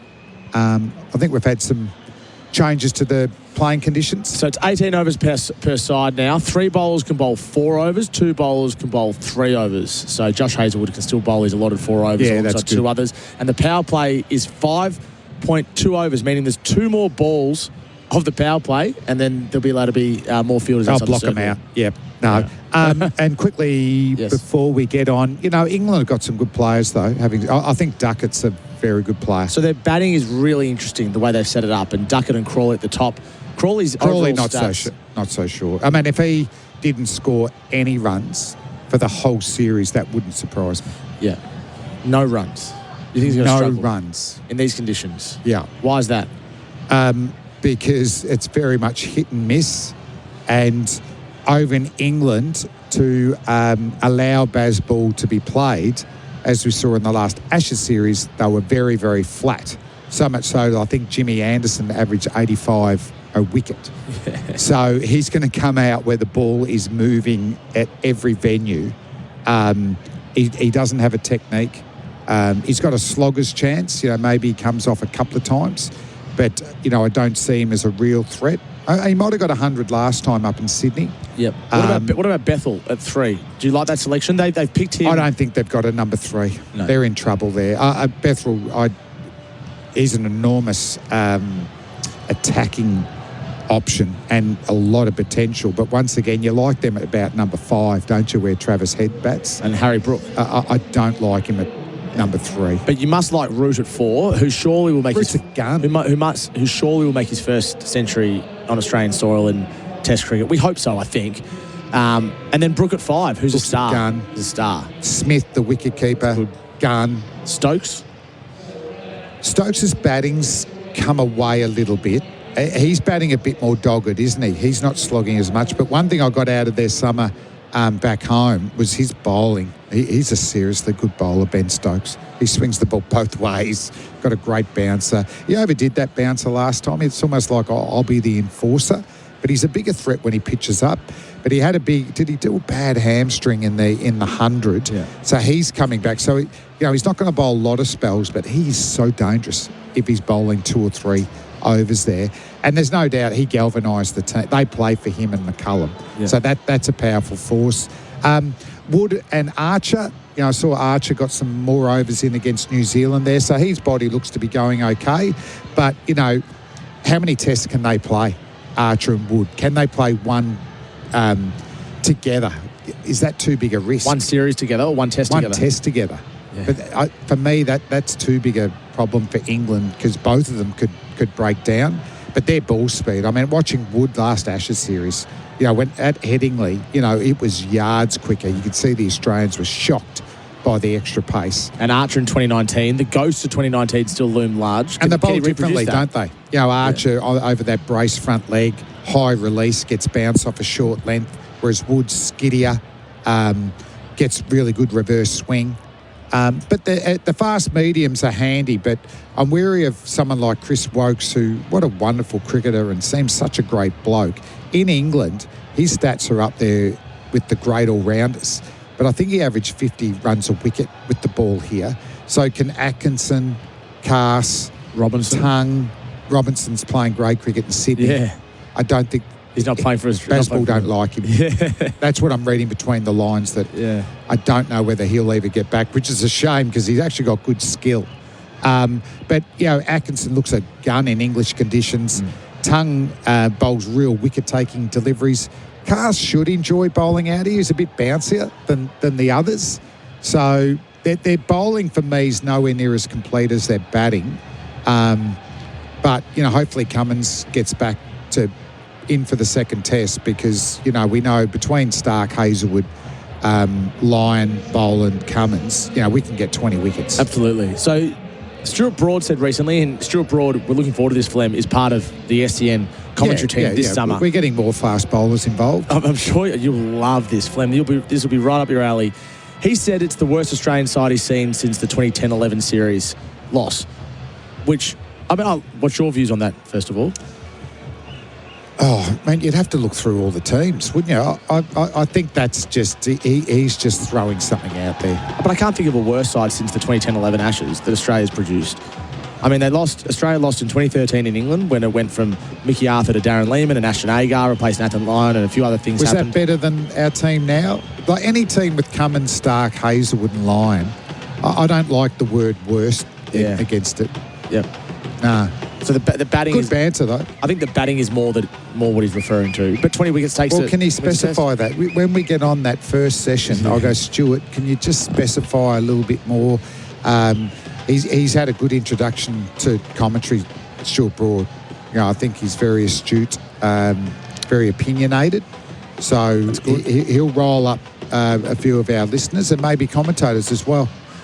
Maybe a Damien Fleming. What about Simon Kadich? Simon Kadich v Stuart Broad's an excellent rivalry, I reckon. What happens if Simon's eyes just start to spin a little bit? Well, he talks about his... he just sees red occasionally, doesn't he? He says it's Croatian in him. Yes. He says this. No. So if that happens in the commentary box, Jared will have to break him apart. Right, and Jared can do that. It wouldn't be me. I'd be sitting back filming it. Yes. I'd enjoy it. So I think there'll be plenty of banter in the SEN cricket box throughout the Ashes. I'm looking forward to the cricket because they're certainly not two perfect teams. You know, I see problems for both teams. And you're correctly right. We can't be just 2 for 20 and Stephen Smith walking out there all the time. They're certainly a lot better team than the team that toured during COVID. Yeah, and that team that came out here was an unhappy team for a lot of that tour as well, which can happen. Times. Which can happen, of course. The Usman Khawaja discussion fascinates me. He's going to open in Perth. We know that. But I did some stats, Flem. I went through, the all-time greats in the modern era towards the back end of their career and how they did. So I'll just roll through some names for you, Flem, and you'll remember many of these. So Alan Border was almost 39 when he finished. His last 16 knocks, he averaged 36, so below his overall average of 51. So he fell away a bit, not off a cliff, but he fell away. Adam Gilchrist just turned 36 when he retired, 150 runs at 21 in his last summer. So he fell off a cliff, and he openly admits that. Michael Clarke was only 34 in the 2015 Ashes. He averaged 16 in that series, fell off a cliff. Mark Taylor just turned 35 when he finished, averaged 31 in his last year of Test cricket. So the numbers go on. Steve Waugh was okay late, to be fair, averaged 44 in his last series. But if you remember that summer, Dravid and Ponting both averaged 100, Laxman averaged 80, Tendulkar averaged 70, Hayden 64. So that was a bat-a-thon in 03-04. Matthew Hayden, people forget, had just turned 37. In his last 9 matches, he averaged 23. Okay. 16 in his last series, okay? Ponting, almost 38 when he retired. He averaged 16 in his last 6 tests. So his last 11 knocks, his high score was 41. So even the great Ricky Ponting fell off a cliff a little bit. The big one, though, is Tendulkar, who was 40 when he retired. After the age of 38, he had 39 test innings, 0 tons at an average of 33. Oh, wow. Yeah. So my point is this. Aside from Kumar... Bradman was slightly better towards the end, and Kumar Sangakkara went up towards the end as well. Yeah. But my point is this. If a large majority of the all-time greats get worse at that age, what makes us think that Usman Khawaja is going to somehow get better against pace bowling? Oh, I'm not expecting him to get better. I think we need to, until we find the next generation of gun Australian batsmen, you know how we used to go, average 50, you're a gun, 45. I'm taking 35. Hey, really? If our top 3 average 35, all of them, I'm taking that right now. Why are you lowering and we can still win it. I just don't think the batting's there. I think the batting's harder in Australian conditions now with the extra grass on the pitches. And I've talked about the Kookaburra ball. I think we're seeing that with Sheffield Shield runs in the last 2 or 3 years. I remember Moses Henriquez at the start of last year just saying it's been like 30% harder. He just guessed a number. And statistically, he might be backed up by there. I don't think Usman's not going to have the best series of his life. I'm hoping Marnus, as I said, for the future of Australian cricket, we need him to lock in number 3 for the next few years. But if he could average 40, I'm taking that. And from if it's a Renshaw or Weatherald, if they average 35 in a bowler-dominated series, I'm taking that. So, no, I've lowered my expectations. The covers are off here in Canberra. We're 6 minutes away from restarting play. 18 overs aside. The power play's got 2 balls remaining. India are 1 for 43 from 5 overs. It's interesting you say that because first-class cricket, the numbers have gone down as well for the batters, haven't they, the last couple of years? So maybe we all need to... Those numbers I read out from 2003, 2004 are just incredible. I'll do it again. Dravid and Ponting in the Border... I don't know if it's Border Gavaskar then, but either way, 03, 04. Dravid and Ponting averaged 100. Laxman 80, Tendulkar and Kadich 70 plus, Hayden 64, Sehwag 58.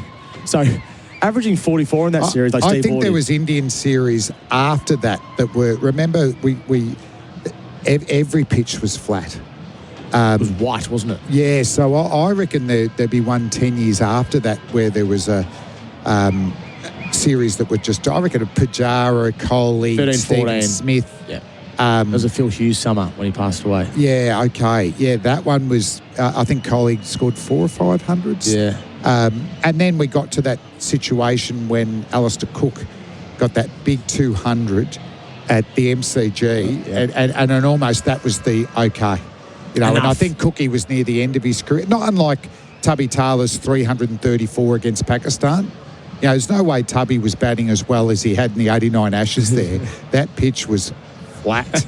I think it's a tollway these days. You've got to pay a toll. So the pitches have changed.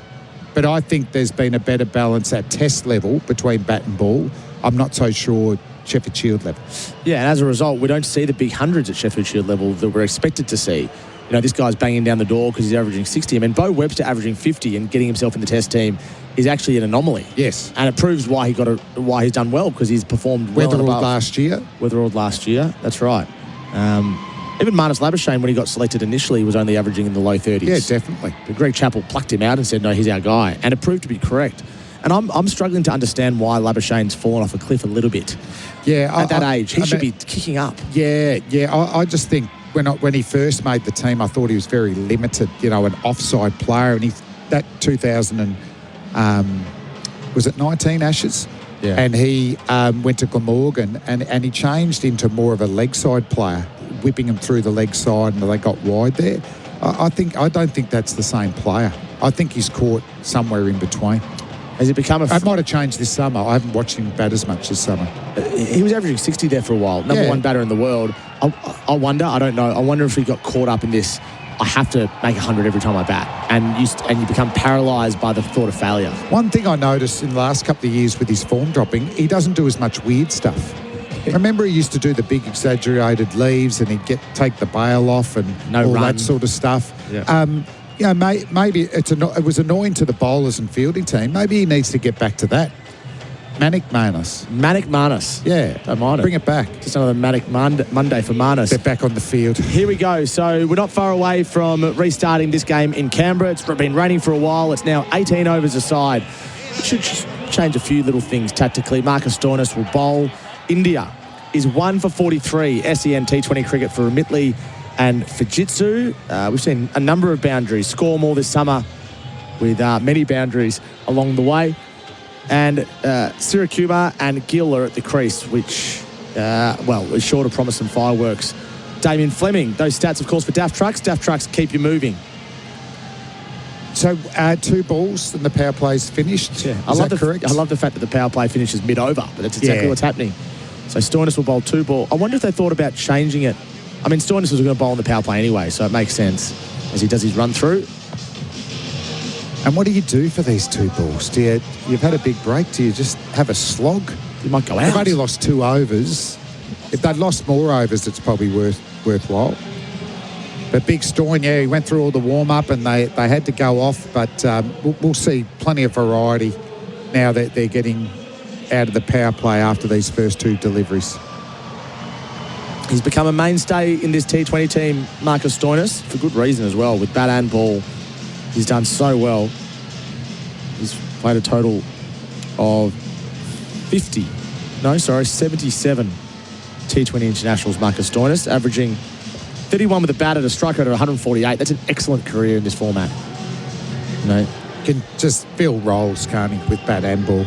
Because when he was opening for the Melbourne Stars, he couldn't find a spot opening for Australia. David Warner was at the top with, I think, maybe Aaron Finch. Yep. So they had to find a new role for him, and he's excelled at it in the middle order. And for me, it's the toughest role. So I was surprised at the time more players weren't trying to do that.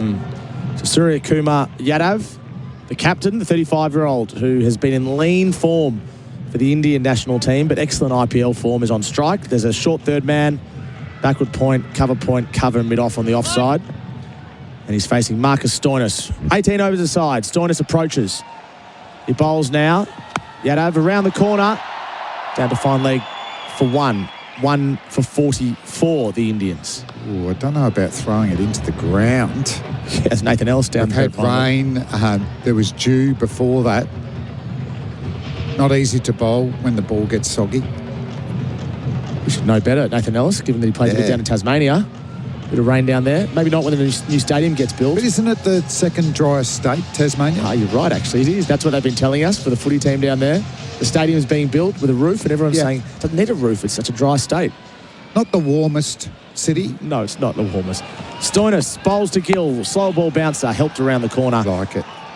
For a single. Gill moves to 17. India 1 for 45, and that is the end of the power play after 5.2 overs. It's 18 overs aside, a rain-shortened game. Shrewd bowling from Stoinis, isn't it? He's just closed this out.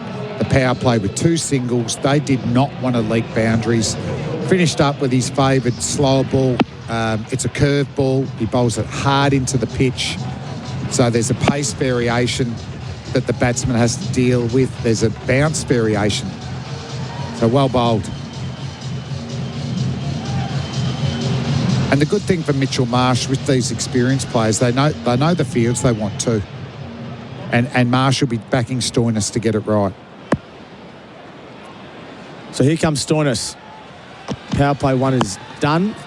Surya Kumar works it to deep mid-wicket for a single, another slower ball. I get the feeling that between him, Nathan Ellis in particular, there's going to be a lot of off-spin, back-of-the-hand type operations. Yep, certainly so. And obviously Kuhneman's in the team as well. And there was a couple of overs in the 50-over games I really liked watching Kuhneman. You know, his fastball was up to 107 kilometres an hour. And in the same over, he bowled 181 kilometres an hour. So, you know, his ability to just change it up and upset the timing of the batsman's excellent.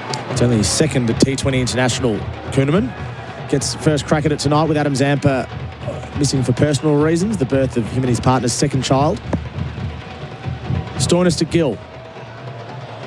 He approaches now, he bowls, it's a full toss. That is money for jam. That's a throwdown for Marcus Stoinis. Gill did make the most of it. He advanced down the pitch and he picked the gap between mid-off and cover for 4. Looked another slow ball, the off-cutter, but it's a full toss outside off stump. That's thank you very much for the batting team. And it just gets that ball a little bit damp too, Tom. Yes. Good Indian contingent in Canberra tonight. Just a tick under 10,000 people in the house. It's the sort of throwdown you get in the warm-up before the game, isn't it? Nice width. Long on, deep mid-wicket in place. Deep cover point, third man, deep backward square. The field for Stoinis, who's bowling to Gill. Another slower ball. Cuts away, more like a square cut to the man in the deep, Bartlett Fields. India 1 for 51, 1 ball remaining in Stoinis' first over. He's gone for 8. Yeah, it's really just been that full toss. The other deliveries have been great. You know, bit of width there, but you got protection out on the offside. So it's about negating the boundaries, forcing the big shot. But it's the last ball of his over, his first one, Stoinis. He'll want to close this out with a dot ball or a single. It's partnership now 16 from 12 balls. Yadav and Gill just rebuilding the Indian innings. Mid-on comes up in the circle. Stoinis, you're right, Flem, he's a slower ball specialist. How does he finish this over? He's bowling now to Yadav. Slow ball. Back foot drive. And perhaps there's a punch through the covers. He's hit it nicely and a good bit of work from Bartlett down on the fence on the offside. They'll scamper back for 2. Head with the throw in. And India 1 for 53 from 6 overs. Shortened game, 18 overs aside. SEN T20 cricket for Remitley and Fujitsu. strong foundations need expert guidance. And with over 30 years of experience, Oldham Construction Lawyers are your trusted specialists in construction and property law. They provide tailored legal solutions to keep projects moving along with a personalised service and a proven track record that stands tall within the construction industry. If you're navigating a building dispute, Oldham Construction Lawyers offer expert guidance. Whether it's in VCAT, the courts, or you're dealing with the Building and Plumbing Commission, they'll support you every step of the way. Visit oclawyers.com.au. SEN T20 cricket for Amitley and Fujitsu. Damien Fleming alongside me. All the stats tonight for Daft Trucks. Daft Trucks keep you moving, and the Indians have made a bright start. 1 for 53 after being sent in from 6 overs. Plenty of wickets in hand too for the Indians. So I think now 12 overs to go. We see spin for the first time from Matthew Kuhnemann. You know, do they target him straight away? Kuhnemann's a very good defensive spinner. He doesn't mind the batsman going hard at him. He's bowling to Gill, left arm around the wicket. It's short, it's pulled away through mid-wicket. They might even come back for 2, Tim David, the boundary rider. And they do. So Gill moves to 24. India 1 for 55. Just the way David went after that, it just felt like, or it seems like it's quite wet there in the outfield. Certainly sitting up on the pitch. Sweepers on the leg side for Kuhnemann. He's found his way into this Australian squad in all 3 formats in recent times. He bowls now. Gill works to the leg side, looking for 2.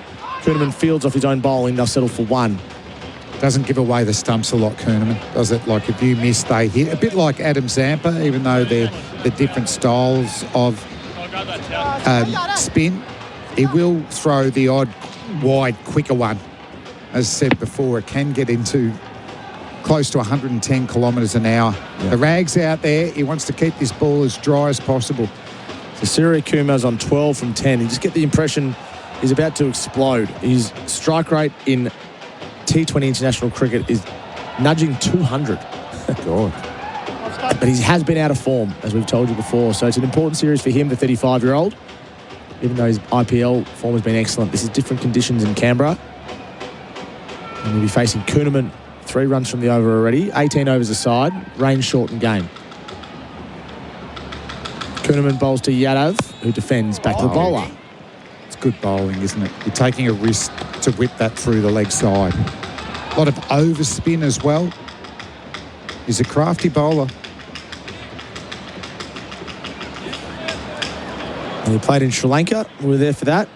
And you just get the impression that he's going to have a big role to play in future tours of the subcontinent as well, alongside Nathan Lyon. Left arm orthodox in the subcontinent. Yeah. They get heaps of wickets. The DRS laws have helped with that. Jadeja. Kuhnemann bowls to Yadav. Sweep shot. He's hit it really nicely for 4. 1 bounce. It was a flat sweep shot. He was down almost before Kuhnemann delivered it. And he picks up a boundary. An important one for the Indians. He doesn't wait long. Great timing, wasn't it? It was a fraction full. He's actually been bowling short of a length, quick into the pitch. That one was thrown up a little bit. I mean, it was wide outside off stump, but it's in his sweeping zone, and that has come right out of the middle of the bat. Yeah, you can see that on the Chemist Warehouse replay screen. Platinum, the new fragrance by Messi, only at Chemist Warehouse. Just a pure strike of the ball. Surya Kumar. Kuhnemann's ready to go again. He's under the pump, and he's going to go over the wicket. Makes a late call. He was ready to go, and he decides, no, I'm going to bowl over the wicket. Cramp him up. He's trying to get out of this over. Yeah.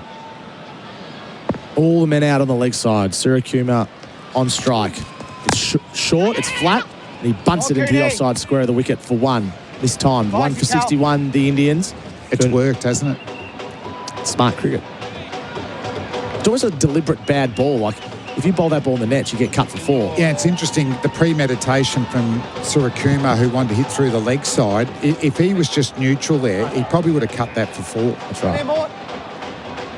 He completely mistimed it. Got himself off strike. So Gill's 25. Surya Kumar is 17. This partnership is 26. Kuhnemann left arm around the wicket now to Gill. Short again, just sits in the pitch. Pulls it away in between long on and deep mid-wicket. They'll come back for 2. Josh Philippi doing the fielding down on the boundary. 1 for 63, the Indians, after being sent into bat. You're listening to SEN T20 Cricket for Amitley and Fujitsu. With the warmer weather on the way, now's the perfect time to prepare your commercial property for the hot summer ahead. Synergy Painting Group can give it a hot wash to clean away winter grime and assess what painting work is required to protect surfaces. Whatever commercial painting job you need doing, let their team of expert painters create a lasting impact. Check out their comprehensive commercial solutions, including line marking, signage, roof coatings, and epoxy flooring. Synergy Painting Group, where quality meets affordability. India 1 for 63. SEN T20 cricket for Amitley and Fujitsu. Damien Fleming alongside me. Xavier Bartlett's bowled 1 over for 9. And he'll be sending down his rockets again. Does he have many slow balls, Xavier Bartlett? Yeah, he's well skilled. And he's got protection now. So he'll be hoping that he can just negate the boundaries in this over. He bowls to Sirikumar now, who stands on top of his toes and punches it to mid-wicket for 1. They've certainly got the field out for the Indian right-handed number 3. Yeah, it'll be a lot of that, as I said before, cramping them up, making them reach when they go outside off stump. Just looked at the updated Shield scores. I didn't look at them in the last session. Brendan Doggett got 6 for 48. So his stocks are rising. Nisa, Doggett, Nisa. There you go, Flem. I trust your judgment. Bartlett bowls. Gill pulls it away again to deep mid-wicket. So they're hitting the deck, the Australians. Not many balls in the half of the Indian batters. India 1 for 65, 18 overs aside. It's a shortened game. They're 7.2 overs in. And not all of them are slow balls. You know, they're cutters that have bowled hard into the pitch.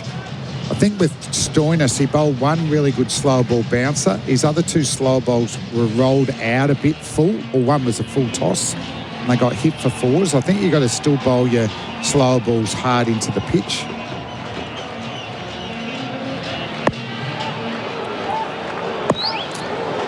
The rain has gone from Canberra. India 1 for 65. That's a wide down the leg side from Bartlett. In fact, that would be a wide for a left-handed batter. It's a double wide. They've just been brought into this. You talk about slow balls, that was his slower leg cut. And he might have just come down too much on the left side of the ball. Oh, wow. Well, we talk about the nets, Flem. That would almost hit the side netting. It would have.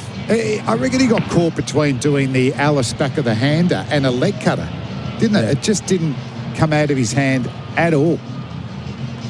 He's under the pump, Bartlett. He's gone for 12 from 1.2, and he's bowling to Sirikumar, who can whack it. He delivers now. Back of the length. Over the bowler's head. And dropped at mid-on. That was Josh Philippi tracking back. He doesn't wear the gloves tonight. He was diving back, and he dropped what was a very manageable opportunity for the Australians. And how much will that hurt? Yeah, I mean, Bartlett goes short of the length. I mean, that's a big shot, isn't it? To be able to punch that short of length back over the bowler's head. Of course, it hit high on the bat. It was never going for a boundary. And Philippi, no, he got 2 hands to that. I think the modern-day outfielder expects to catch those. That's not a replay he'd like to see for Chemist Warehouse and the replay screen. You're right, he made good ground and just sheltered at the last moment. So Yadav survives. This time he goes over cover point. That'll be safe. He opens up the hands, Yadav, and gets himself down the other end. India 1 for 69 from 7.4. You just feel like he's made the decision to go every ball now. And they've got plenty of batting left. He's hit 2 nice shots, and just about everyone else has not come off the middle of the bat.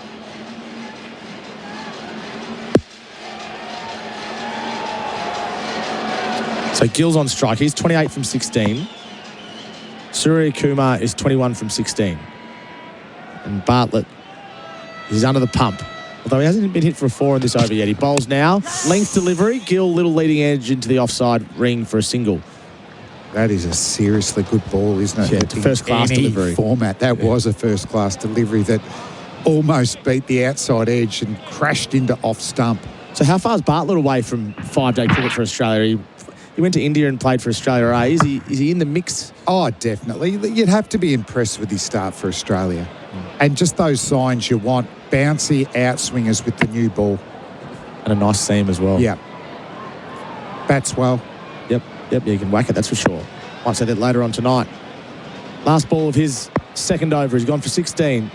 He bowls out of Yadav. He drives it to mid-on where Philippi fields. No run, and he's frustrated with himself, the batter. That was right in his slot. Bartlett gets out of it. 1 for 70, the Indians. SEN T20 cricket for Amitley and Fujitsu. Since Ray White opened their door over 120 years ago, they've helped their clients open thousands of doors of their own. When you're ready to open the door to commercial real estate, no one's better than Ray White Commercial. They know expertise is better served with superior service, passion and commitment. That's why they bring the whole team, combining local knowledge with national scale to maximise opportunities for you with clear advice and proven results. Learn more. Visit raywhitecommercial.com. India 1 for 70. Those stats for Daft Trucks. Daft Trucks keep you moving. Kuhnemann bowling to Gill. He went for 10 in his first over, Kuhnemann. Back of the length and worked through to the man at deep cover for 1. Shubman Gill playing from the crease. With an element of ease, it must be said as well. He moves to 30s, faced 18 deliveries. And the Indians have a nice platform in this 18-over-a-side game. Out of the two batters, I'd be looking for Gill to bat a bit further on. He's scoring quick enough. He's hitting in the middle of the bat. I think it's up to the skipper to go hard now. He's played one nice sweep shot off Kuhnemann. But Kuhnemann's a very clever bowler. He's got protection at deep cover and mid-off now. So we know that Surakumar is very strong through the leg side. Is he happy to throw it up wide outside off stump and get him off strike? Kuhnemann bowls. Yadav opens up the blade and immediately calls 2 to long off. And they're going to come back, and it's an excellent bit of running. Very good from Shubman Gill, the non-striker's end. He was off to the races. He turned and he came back for 2. 1 for 75. That's brilliant batting and running between the wickets. So it looks like he has deliberately timed that into the offside and not tried to overhit it to give himself a chance to get back for 2. But Gill was up for it as well, so good communication here. Sorry, 1 for 73. So 3 runs from this over. We saw that on the replay screen for Chemist Warehouse. And excellent running from these two. So Surakumar's on strike. It's tossed up from Kuhnemann. Good variation. And he resisted the temptation, the Indian slugger. Nudged it to cover for 1. I love watching this cat and mouse game here. That was slow, that delivery. He doesn't throw that many up, but generally if it is, it's wide and it drops late. So if you hit him for 6, you're going to have to hit it over cover. Which he can do, mind you. Yeah. But it's a serious shot. Yeah. I think it's easier off the faster bowlers. Was that an area that you often frequented, hitting it over cover? Was that a spot you could do? You're a YouTube man. Haven't you seen my 71 not out against England? Was that at the Gabba? Was that 98, 99? It was an offside fest. Kuhnemann bowls short. It's pulled down to long on, and they'll settle for 1. Very good play. An offside fest, was it? Yeah, front foot, back foot, with the old Golden Greenwich pull hook shot. When you got out, what was Darren Goff? Why would you bowl there to me? When you got out, who were you batting with at the time? Well, if you're not out, you don't get out. You were not out. Yeah. So McGrath cost you. Yes. And have you let him know that a few times? Yes. 29 more runs. But he got Steve Ward to 200, Mr. Cricket to 100 at the G. He couldn't look after his other fast bowling cartel, mate. Kuhnemann, full toss, swept away. 1 bounce to Tim David, a deep backward square. Yadav is frustrated with himself. It was a loose delivery, but they've got men in the deep for exactly that. And you can hear about that on the Fast Bowling Cartel podcast. Yeah, I'm looking forward to listening to that. I was actually McGrath, Gillespie, Fleming. Can you get Andy Bickle on? Yes. I think he was part of that. Who else? Era. Give me 3 names. Casper. I want Casper. Yes. Yep. I want Bickle. Yes. 1 more. I want Brad Williams. Done. If we could track him down. If we could track him down. Ashley Noffke will do. Just to play for Australian Test cricket. Oh, it's a slog sweep. That is a shot and a half from Shubman Gill. We're talking about Steve Waugh. That was a shot. Shubman Gill goes bang. India finished the over well. Wow. And they're now 1 for 82. Those stats for Daft Trucks. Daft Trucks keep you moving. Spring's in the air, and now's the time to jump out of the gate and prepare your commercial property for the hot summer ahead. Synergy Painting Group can give it a hot wash to clean away winter grime and assess what painting work is required to protect surfaces. Whatever commercial painting job you need doing, let their team of expert painters create a lasting impact. Check out their comprehensive commercial solutions, including line marking, signage, roof coatings, and epoxy flooring. Synergy Painting Group, where quality meets affordability. Well, as Flem recounts his 71 for Australia with shots over cover and mid-wicket, Shubman Gill's doing exactly that. He's now hit 1 6 and 4 4s in his 37 from 20. I almost feel like a rain delay. I feel like we've just scoffed over the 71 very quickly. I'd like to talk more about it. It's on YouTube. Well, on the golf podcast, thought about how to introduce myself, make me good at golf. Highest test score, 71. Lowest golf score, 71. So I am Mr. 71. And what year were you born? 1970. Oh, really? Yeah. Close. It's been a hard life. India 1 for 82. Ellis bowls. Yadav on the tip of his toes. Cuts it over backward point for 4. It was perfectly placed from Surya Kumar. And there wasn't anything Travis Head could do in the boundary. The Indians are motoring towards a large score. It's funny, you can go back to moments which a batting innings gets ignited. And Kuhneman's battle with these two Indian batsmen was fantastic last over, but he bowled his worst ball, the last ball of the over. He actually threw it up on a length on leg stump. Now, that is going in any format of the game, let alone T20. Yeah. I think he needed to, if he's going to throw it up, it needed to be outside off stump where he had protection at deep cover and mid-off. His partnership's now 51 from 32 balls. Ellis bowls. Surya Kumar on the up, over mid-off for 4. What a shot. What strength, power and timing. It was back of a length, and he's played what was, in the end, a back foot off drive in the air for a boundary. He's second in 2 balls. You won't see that in the Test cricket coaching manual for batting. He actually jumped into the ball. He cleared the front leg, got the length he wanted, and it was almost a flat bat over mid-off for 4. Got a lot of bottom hand in his batting. Might have to change the pace up a fair bit here, Ellis. Ellis steams in now. That's a wide. He's under pressure, Ellis. Normally gets that one right, doesn't he? So it's a shortened game. Bit of rain around earlier. 1 for 91, the Indians from 9.2, which means they are more than halfway through this innings. 18 overs aside. Looking for 200. Oh, yeah. Oh, for sure. With that wide Yorker he bowls, he almost gets round arm, Ellis. So it's actually a little bit of a different trajectory than his stock delivery. But 9 times out of 10, I'm backing him, but that was just a little bit wide. Ellis bowls. Slower ball. Pulled away. Has he got enough on it? He does. A 6. That's flat and hard from Surya Kumar. He's putting on a show. 39 from 23 balls. And Nathan Ellis is copping some heat. No, he's back. The captain's back. Staying back in his crease. He loves the leg side because of that strong bottom hand. And I don't think he got that totally out of the middle, and he didn't need to. And we know how he took T20 by storm when he first come on the scene. So danger signs for Australia in these last 2 overs. Look at his strike rate now. He was going at a run of ball early. Yeah. 39 from 23, and just a bit of drizzle in Canberra. Just mid-off and mid-on are in the circle. So is cover and short third man. Everyone else is on the boundary. 1 for 97, the Indians.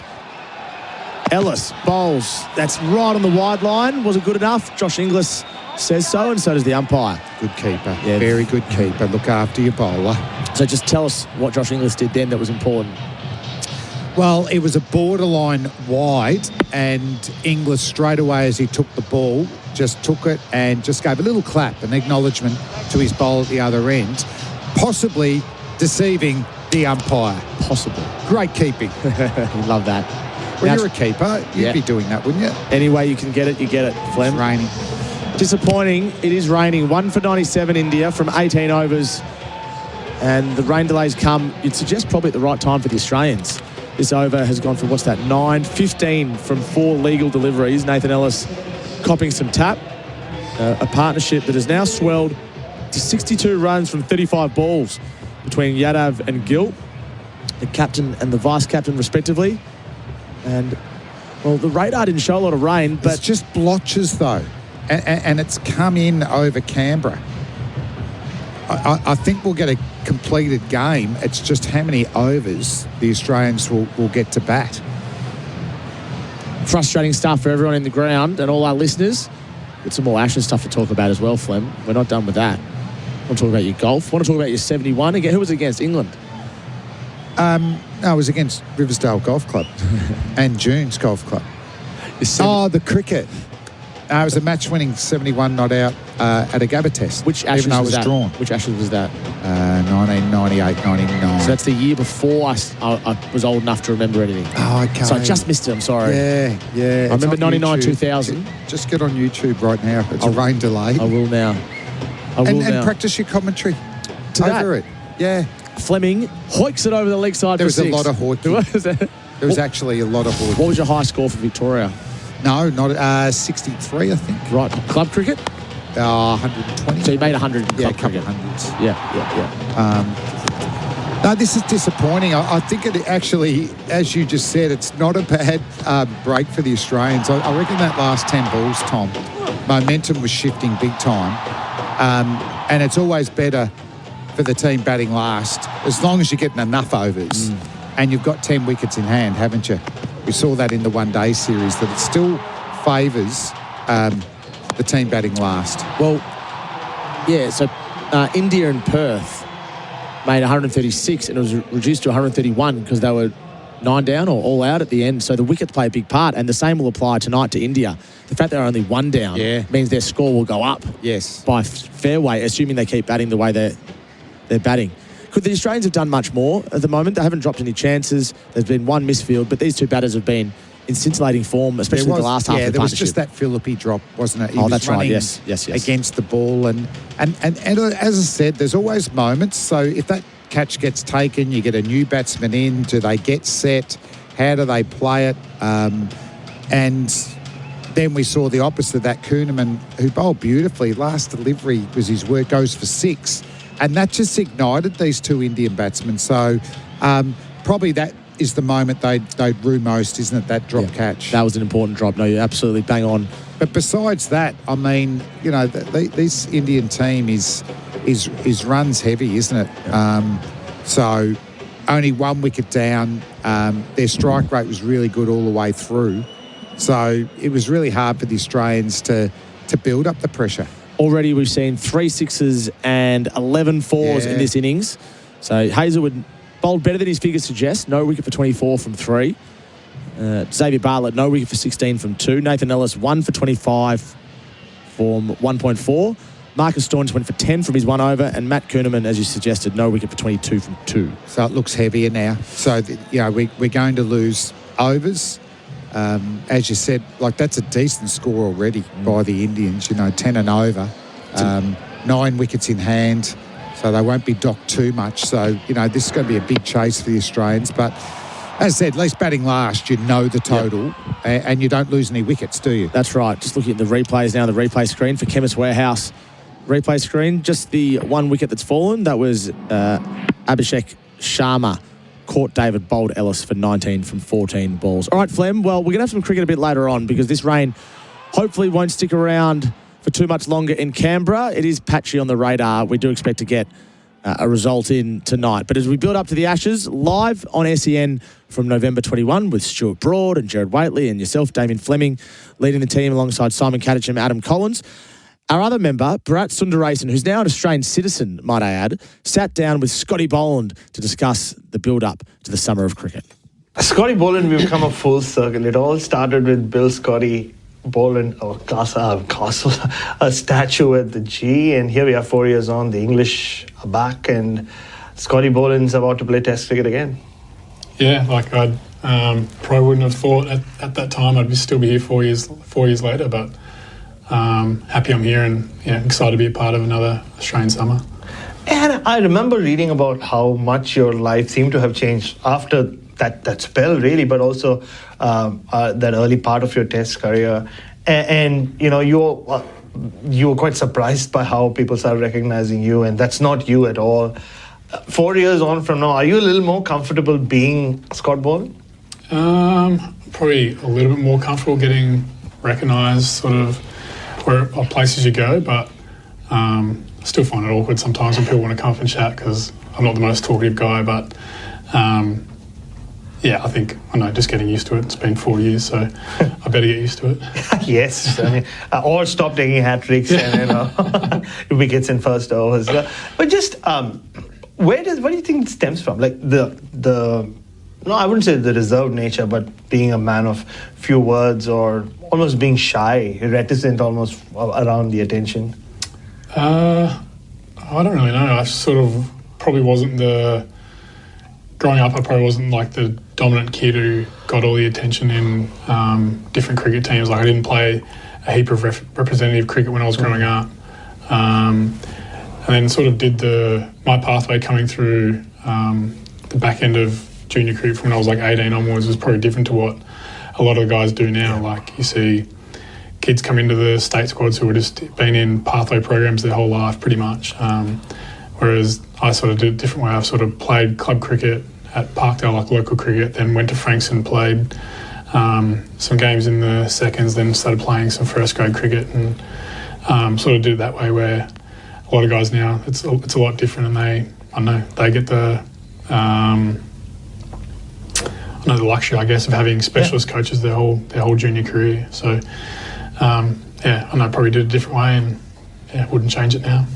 And was your brother any different? Like, is he a lot like you as well? Or, like, because it happens, right? Like when you have two siblings who are close to the same thing in a way, one is different and likes that attention or craves it, and the other, like you, doesn't. No, I'd say both my brother and sister are fairly similar. Like we're fairly reserved people. We're not that much outgoing, or loud or whatever, like some people. But I think it's just how we've grown up. And just like your parents have played a role in that. Like, I mean, as a household, that's who you were. Like, kind of flew under the radar in that sense. Yeah, I guess. Obviously, when we're all at home, it's a talkative household when you're at home, but it's not like we sat there in silence and didn't talk. But yeah, like Dad's pretty reserved. Mum's similar, so I think it's just the house we grew up in. So how have they reacted, Scotty? I mean, there's the Scott Boland phenomena, if I can call it that. I know you won't. No, I won't. Like they get used to it. Like obviously Dad still watches every game I play, whether it's state cricket or playing a test match for Australia, so he's always watching. There's not too much else to it. Like they've like been on the journey the whole way from 15 years ago or 14 years ago when I got my first state contract to now. So they've been some of my biggest supporters. And I was speaking to Bo Webster earlier about just the experience you get from playing years and years and years of first class cricket before you get to Test cricket. I mean, your journey was even longer than his was in some ways. So, when you did, obviously it was an incredibly dramatic Test debut for you, but did it almost feel like, you'd worked your way towards it? Like, it didn't just spring up on you in that sense? Yeah, it definitely did. Like, I would have been playing, that's the thing, the beauty about debuting in the MCG is I've played there for 8 to 10 years already, so it wasn't like I was walking out to a brand new ground. It's different when there's a big crowds there, but yeah, I think that's the pathway that is Shield cricket and then Big Bash cricket. When you're going on to play for Australia, you get the crowds in the Big Bash, so you get put in front of those different scenarios, and then you're playing on the same grounds as what you play Test cricket on. So I've been lucky enough to play on those grounds and feel comfortable on those grounds. That when you come up to playing for Australia, obviously the media's increased and the players you're playing against a step up, but it doesn't feel too unfamiliar. But in just like in terms of so you made your white ball debut 4 years before then? Yeah, more. I reckon. Well, 5 years actually. Yeah. Is there a different Scott Boland, like who made that one day debut as compared to what we saw at the MCG? I'd say so. Like I think, even now, I feel like I'm bowling as well as I ever have, and I'm 36 years old. So I think that's the beauty of having so much cricket behind you. Like I've got 100 Shield games behind me that I know if a spell doesn't go my way, it's okay. Like I trust myself to be able to bounce back in the next spell. Whereas probably when I debuted for one-day cricket for Australia, I probably didn't handle all the pressure and the obviously different format, but the batters put you under pressure a whole lot more than in Test cricket. So and you have to try and think your way out of it really quickly. Whereas in Test cricket, you have a bit more time to sit back and sort of assess your options. And just one by one, the things that have happened to you, even the fact that the crowd, it's one thing shying away from attention when you're in your own little space at home. But when you're on the boundary at the MCG or the SCG or Adelaide Oval or wherever you play here, and there's just like this energy goes up wherever you go. I mean, that it has to be surreal, right? Like, and the fact that it happens over and over again. Yeah, like I'm so lucky to get such great support here in Australia. Like anytime I'm fielding on the boundary at fine leg or wherever I am, there's always like a big, I don't know, cheer as I get down there as I'm running towards the boundary, or there's heaps of kids wanting autographs on the fence. And yeah, it sort of gives you a pep in your step that I know you get to the top of your mark and you know you've got the support of the whole crowd behind you. I know sort of that adrenaline buzz it gives you. I don't know. I just want it to keep happening for as long as I can because I really enjoy it. You certainly do. And the one thing that always gets discussed about you is like, why can't Scott Boland just play every test? Like but I guess you don't choose what era you play in, and there is a possibility that if you played in another era, you would have played every other test. So have you reached a point, as frustrating as it must be deep inside to miss out here and there, that the fact that you've gone from probably thinking that maybe I might have a test career, maybe I won't, to have the numbers you have and have the adulation that you get, you're just grateful for that? Yeah, definitely. Like, I don't know, if you think back 4.5 years ago, I hadn't played any test cricket. I'd been around a couple of squads, but nothing too permanent. But now to be involved and to be training with some of the best bowlers in the world, I think it's definitely upped my game. And I know I just count myself lucky that I'm around these guys and get to play test cricket. And I think it gives me the best opportunity to make sure my body's right, that I know that when I get to that level, I need to be at 100%. So if I can't, I'm not someone who's able to run in at 80% and be effective. So I think that's the beauty of missing games, is that when you do miss those games, obviously I want to play every game I can, but I'll get the opportunity to make sure my body's right, and I'm doing a lot of bowling in the background to make sure I'm ready to go for when that opportunity comes. Yeah, that's such a good point, right? Like, so every test match you've played, in many ways, you've been, there you go, there comes call. Just your body's been 100%. Like in the sense, like fresher than probably everyone else playing. Yeah, that's right. Like, and I know we've spoken about it, that we want to sort of prolong each other's careers for as long as we can. And if I can step in when those guys either need a break or they're a bit sore or whatever, then hopefully the team's not losing too much. Yeah. And just finally, Scotty, I mean, you have got a bit of a taste of Ashes cricket over there. And before that, I mean, obviously made that big splash in Ashes cricket. So what does the Ashes mean to you? I mean, now that you've played home and away. Yeah, it's like it's an awesome experience. Like, we're obviously, as kids, grew up watching the Ashes cricket during the summer, and then even stayed up at night watching the English tests over in their summer. But to be a part of two Ashes series, which I didn't think was going to happen, now lucky enough to get a third one, and I know this one is probably going to be as big as anything that's happened so far. So obviously really looking forward to the summer. We had amazing crowds last year when India were here, and I think all the English supporters will come over, and I think their crowds are going to be just as good. So really looking forward to that. And just finally, I'm sure at least when he's watching you on TV, your dad goes all like, hopefully. Yeah, I think you would, yeah. Yeah, good to know. No, beautiful. Thanks, Scotty. Thank you. Thank you so much, man. That's Bharat Sundaresan catching up with Scotty Boland ahead of this summer of cricket. Scotty Boland looking to play 5 test matches, maybe, depending on Pat Cummins' fitness and availability, and of course the fitness and availability of the other seamers as well. So the situation in Canberra is the covers are unfortunately on. We're looking at the radar, and yes, there's some patchy rain, but we didn't expect this level of rain tonight. The crowd is almost 10,000, plenty of Indians, in the stadium who are watching their team bat. 1 for 97, the Indians, after being sent in. Shubman Gill is 37. Surya Yadav is 39, not out from 24. The one wicket taker is Nathan Ellis, who dismissed Abhishek Sharma for 19. Caught David at mid-off. So it's a rain-shortened game already. The last time we heard it was going to be 18 overs a side. You'd suggest it's going to be significantly shorter now. We're waiting on more news out in the middle. Damien Fleming and myself will be back in a little bit. But for now, Bharat Sundaresan, who we just heard from then, he's been doing the rounds. He also caught up with Australian spinner Matt Kuhneman, who's playing in this game in his second T20 International ahead of his summer of cricket. Matt Kuhneman, it's the start of the summer. It feels like the summer's upon us before we even know it. And you have been home for a bit, I think. Yeah, it's been a busy time for you as well. So does it feel like there hasn't really, you've gone from one summer to the other? There was Sri Lanka, England, Caribbean, and then the white ball games here as well.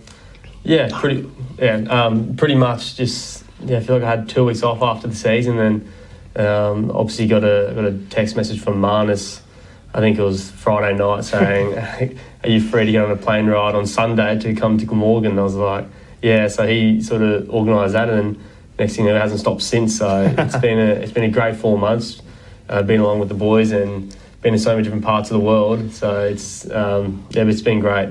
Yeah, and he called you over and then did what?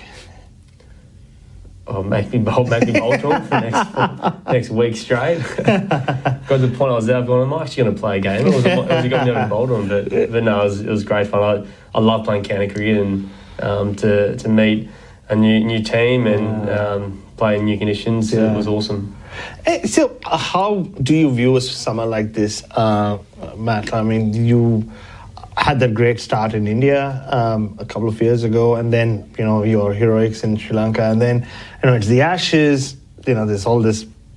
Nathan Lyon has played pretty much every Test match in Australia as a spinner for so long, but is it a case of just you do your thing and you be ready in case something happens, or it's such an interesting position to be in if you were you. Yeah, I think it's a good position to be in. Obviously, I get along real well with Nathan, and so I bowled him yesterday. His bowling as good as ever bowled. So one of them things, I think something I've learned, especially the last few years, is you got to be ready for everything. So that could be playing a T20 game tomorrow. It could be going back playing some Shield cricket. So I think just having a solid base, which I think I do have at the moment, and to be able to go back to that and then just be ready for when you get called upon is really important. So. Like I said, I'm comfortable to play any game, any form at the moment, which is a good spot to be in. And there's the white ball stuff before that as well. So, you're in and around the T20 team quite a bit these days. So, and in a T20 World Cup season as well. I mean, the home summer finishes and you're off to India/Sri Lanka for the World Cup.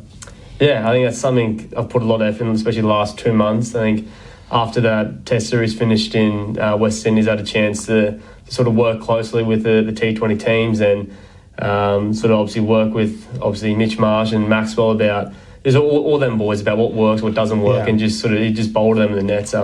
It's something I've really sort of jumped at, because I think especially the last 12, 16 months, I've put a lot of focus on my red ball with the eye on that Sri Lanka series. Yeah.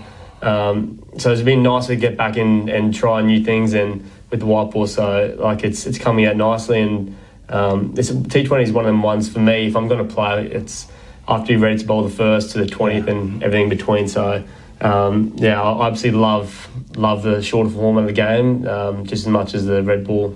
And especially as a left-arm spinner. I mean, we've seen so many left-arm spinners over the years, but especially now when you look around the world, have such great success in that format. Yeah, exactly. I think Jadeja, Santner, they're just world-class bowlers, and even Maharaj, the way he bowled to us in that North top end series was excellent. So I think it's very, very key in probably all formats at the moment, as you can see. But there's some good ones out there. Yeah, and for you as well, I guess it's just good to be in and around the camp, right? Considering Australia have a consistent coaching group, it's not that they have white ball coaches and red ball coaches. So Andrew McDonald kind of leads the way there. Considering what yeah, I mean, hopefully for your sake, you get to play before then. But that India tour, it might seem like it's a long way away, but you're just 2 summers away from, being in a position 5 tests in India and then more tests in Asia thereafter. Yeah, I think that's probably for me, it's nearly the pinnacle, that series away. It's something the boys talk about. It's so hard to win. So, like I said, I've always said I don't like to get ahead of myself too much, but definitely got an eye on that series, and it's one of the ones you'd like to tick off by the time you finish your career. So, and they're playing some good cricket, like how they played in that English series, and but obviously we've got a solid team who've had a lot of experience over there now as well. So, I think like I said, I sort of just enjoy bouncing different conditions. Like now the summer's here, and I get to sort of get back bowling sort of a bit more overspin, and then. But in the side, you're always working on that square seam, and it's the art of spin bowling, really. Yeah, and just Ashes summer. I mean, whether you get to play a role in it or not, it's just and everything gets lifted, right? I mean, the intensity around the Sheffield Shield, for example. So, there'll be 4 rounds before the Ashes, but each one of those games, the 12 games there, will be watched very closely. Yeah, I think it's an exciting time in Australian cricket at the moment. Like I said, all states are going to be raring to go for the first, even the one days. There's some pretty much a lot of the best players in the country going to be available to play. So, and if everyone's sort of hunting for a spot in that team or the squad, so it's going to be really exciting for Shield cricket and just the Australian public. And speaking of Shield cricket, the one of the few names who yet to play international cricket who seems to have made a name for himself since moving to Tasmania, much like you, is Jake Weatherall. Like, what have your interactions been like with him and just the form that he had last year? Yeah, he's a great man, and he's a funny man, but I think the way he played last year was incredible. I think sort of the way he took the aggressive approach down at Bellerive there, especially in the second innings, trying to win games like that, was exceptional. So I think his game's gone to another level, and it's going to be a big couple of games to the start of the summer for him, and I'm really excited to see how he goes because he's a lovely man, and he's a great teammate. And just for you as well, like with the way the schedule is or has been for a while now, you have the Shield rounds and then you get straight into the BBL. So from a bowling perspective or even from a mindset perspective, is it something that you're used to now and you just go through the whole, you cut the summer into different stages? Well, I think I used to do that, and it's probably not the smartest thing to do because you could be playing a Shield game, then all of a sudden, you might think you have 3 Shield games coming up, and then you get caught up to play a T20 one day. So I think it's having that foundation in pre-season, whatever it is. So, like I said yesterday, caught up with Nathan Lyon and John Davison, and then always checking with Dan Vittori just to make sure that foundation is good. And like Gaz talks about his blueprint and for red ball, and I sort of just go back to that. I think if my red ball's in a good spot, then I think all the other formats look after itself.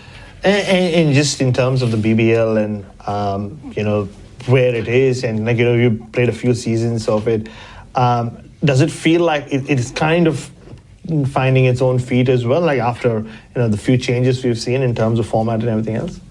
Yeah, I think there's always whispers of real changes the Big Bash. So look, I'm sort of the person who just, if there's a real change or whatever's happening, I sort of just cop it and sort of just do my thing. I think there's people well above me to sort of look after that. Yeah, and I mean, look, just this morning there's been some news that R. Ashwin might be coming and playing in the LML now that he's retired in the IPL. I know it's more his spin or former spin partner that you really look up to. So maybe there's a possibility someday of Jadeja coming and playing in the BBL. Maybe, I think. Did someone say Ashwin was going to a Melbourne club? Is that? Yep. It'd be nice to get him to Brisbane, but he might take my over. So no, I think that's just great for the competition. So that's probably good for world cricket actually to see them guys playing in, especially in Australia. Yeah, and the baggy green and you doing well, and it's still got the dirt marks on it. Yeah, but the boys give it to me because it looks like they reckon I've just put dirt on purpose, but it's definitely not the case. The back of it's still brand new, just the front of it when I pick up the yeah. No, brilliant. All right, thanks so much, man. Thank you.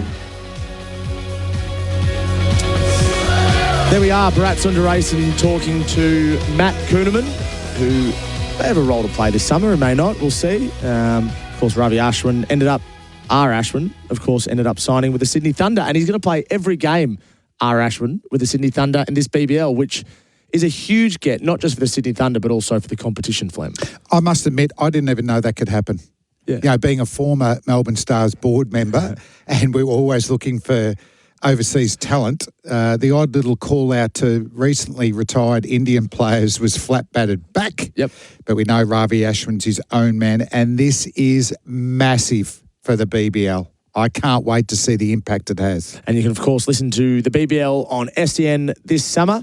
I think probably Yadav is in the running to be the Ray White commercial player of the match at the moment. At Ray White Commercial, we bring you the whole team. So just an update here from Canberra. It's disappointing. The covers are on.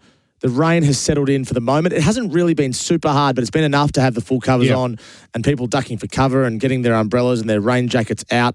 The score, Flem, after India was sent in, they're 1 for 97 from 9.4. It was 18 overs aside. I don't think we're going to see India bat again. I think they'll get an adjusted score, and the next time we see any cricket tonight will be Australia chasing and a different score from reduced overs. Sorry to put you on the spot. What will be if they don't go back on? What is the adjusted score that Australia will be chasing? You are going to hear it first. Tom Morris. I'm guessing, Flem. I'm taking a punt. I'm having a shot at the stumps from deep backward point, but I reckon Australia will be chasing 89 from 7 overs. Nowhere near. I'm going 88. Damien Fleming alongside us, of course. He's our expert for Ozito brushless power tools. We'll be back from Canberra in a few moments' time. Hopefully the rain stops and the Australians via Mitch Marsh and Travis Head and a powerful batting order can be out there as well. You're listening to SEN One Day Cricket for Remitly and Fujitsu. At Ozito, we know for you it's about leaving your mark. With over 125 tools for your home and garden, all powered by one battery to make it happen. Kick off your tool collection with one of our 3, 4 or 8-piece tool value packs, or grab a battery starter kit and choose the tools you need. Because when it comes to getting things done, do it yourself. Do it with Ozito, only at Bunnings Warehouse.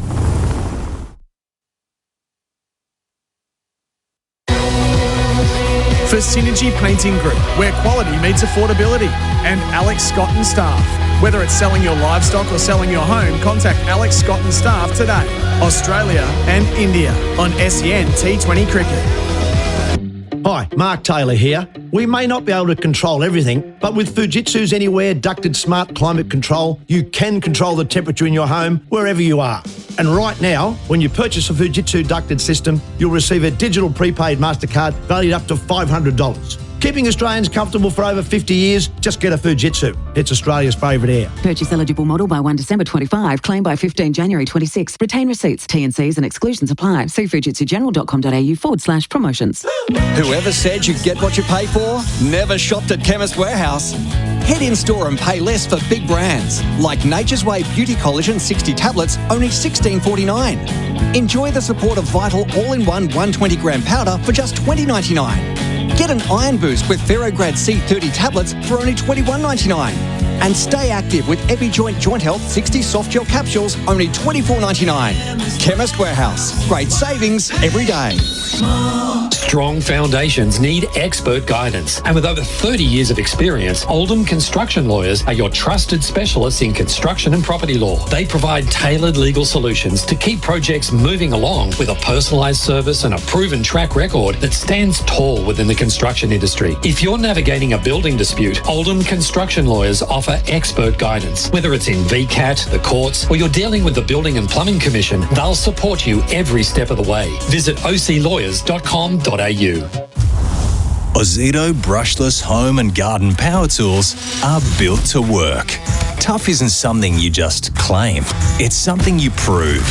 It's about handling the hard, repetitive stuff without giving up. Testing what you're made of and what you're working with. When it comes to doing tough jobs around the home, do it yourself. Ozito brushless power tools. Do you. Only at Bunnings Warehouse. Gilly, Kayo Sports is the home of summer sport with the Ashes, F1, NBL and the Supercars, right? Yes, Travis Head. And if you're new to KO Sports, get 1 month of KO Premium for just $1. Offer ends November 30. Nice. KO Sports. Get on board. Sometimes it's the little things that make us feel close to family. Like the smell of food. Never quite as good as Mom's. With Remitly, sending money is a way to be there for those you love. Stay close when you're far apart.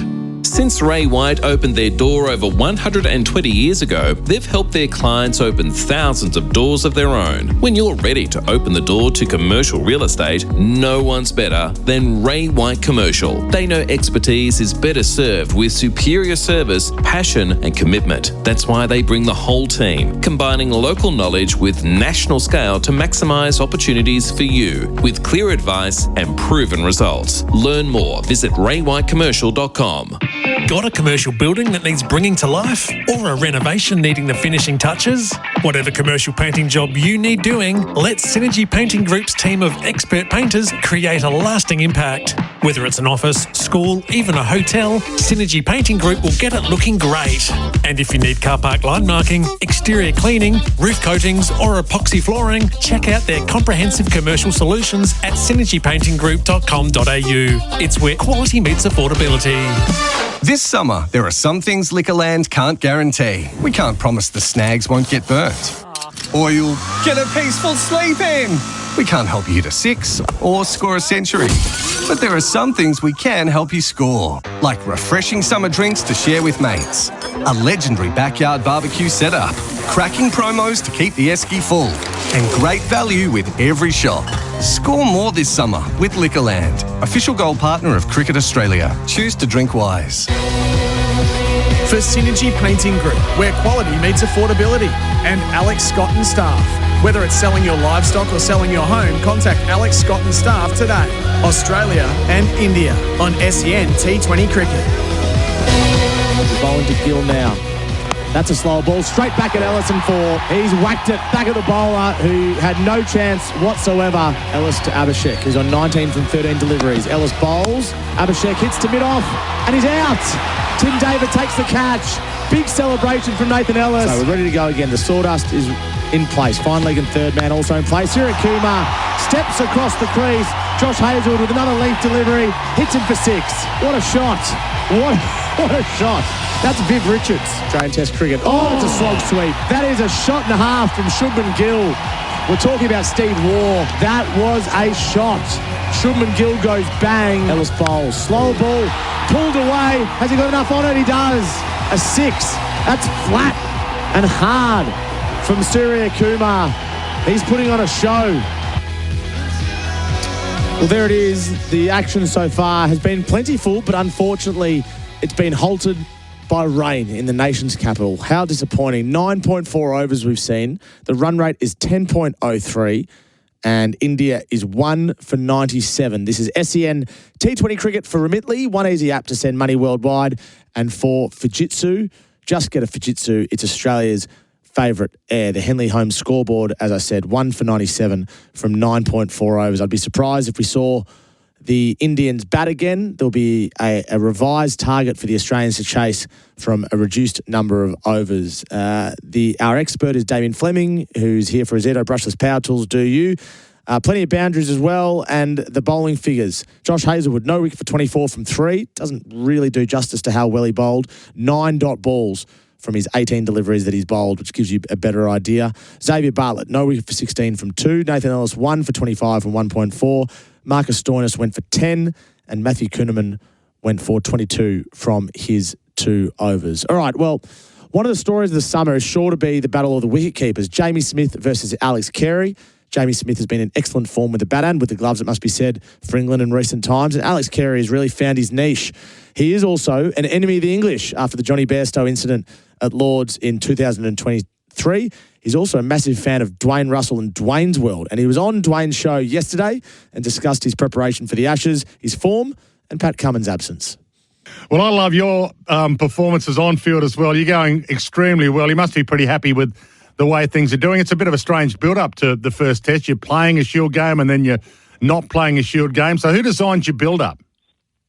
Yeah, I think that's been the strength of, the playing group and the selectors and the coaches is, real, open communication with, what every player needs. For me, I like playing lots of cricket, so I've been able to play a Shield game, a couple of ODIs.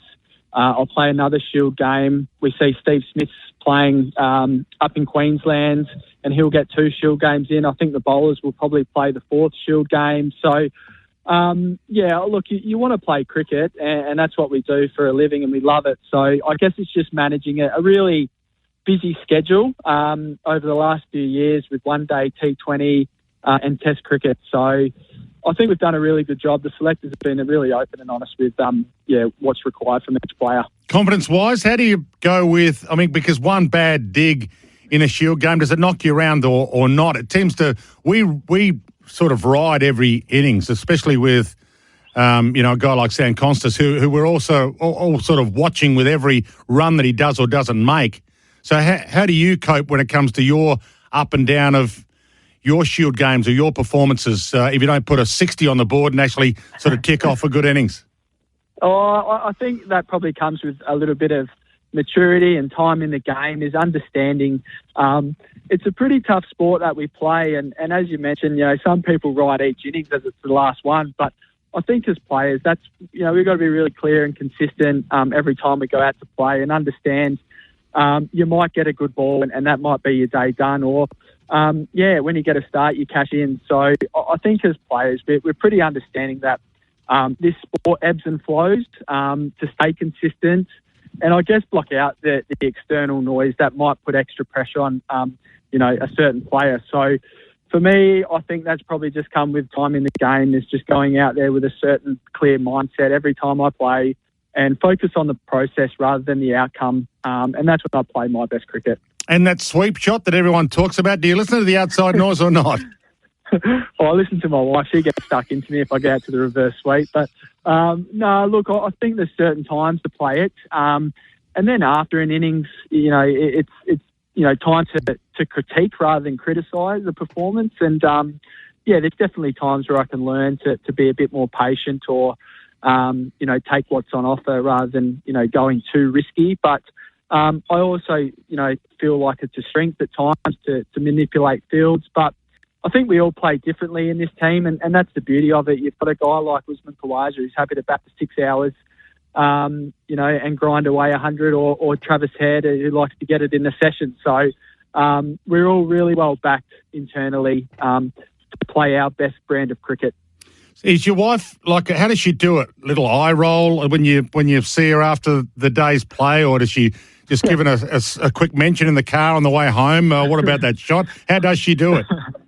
Oh, there might be a little text message when I get the phone at the end of the day. No, she doesn't. I think she probably heard some, when she would speak to my old man, they'll debrief the cricket, and I think it's probably coming out of my dad's mouth rather than her mouth, and she's just the messenger.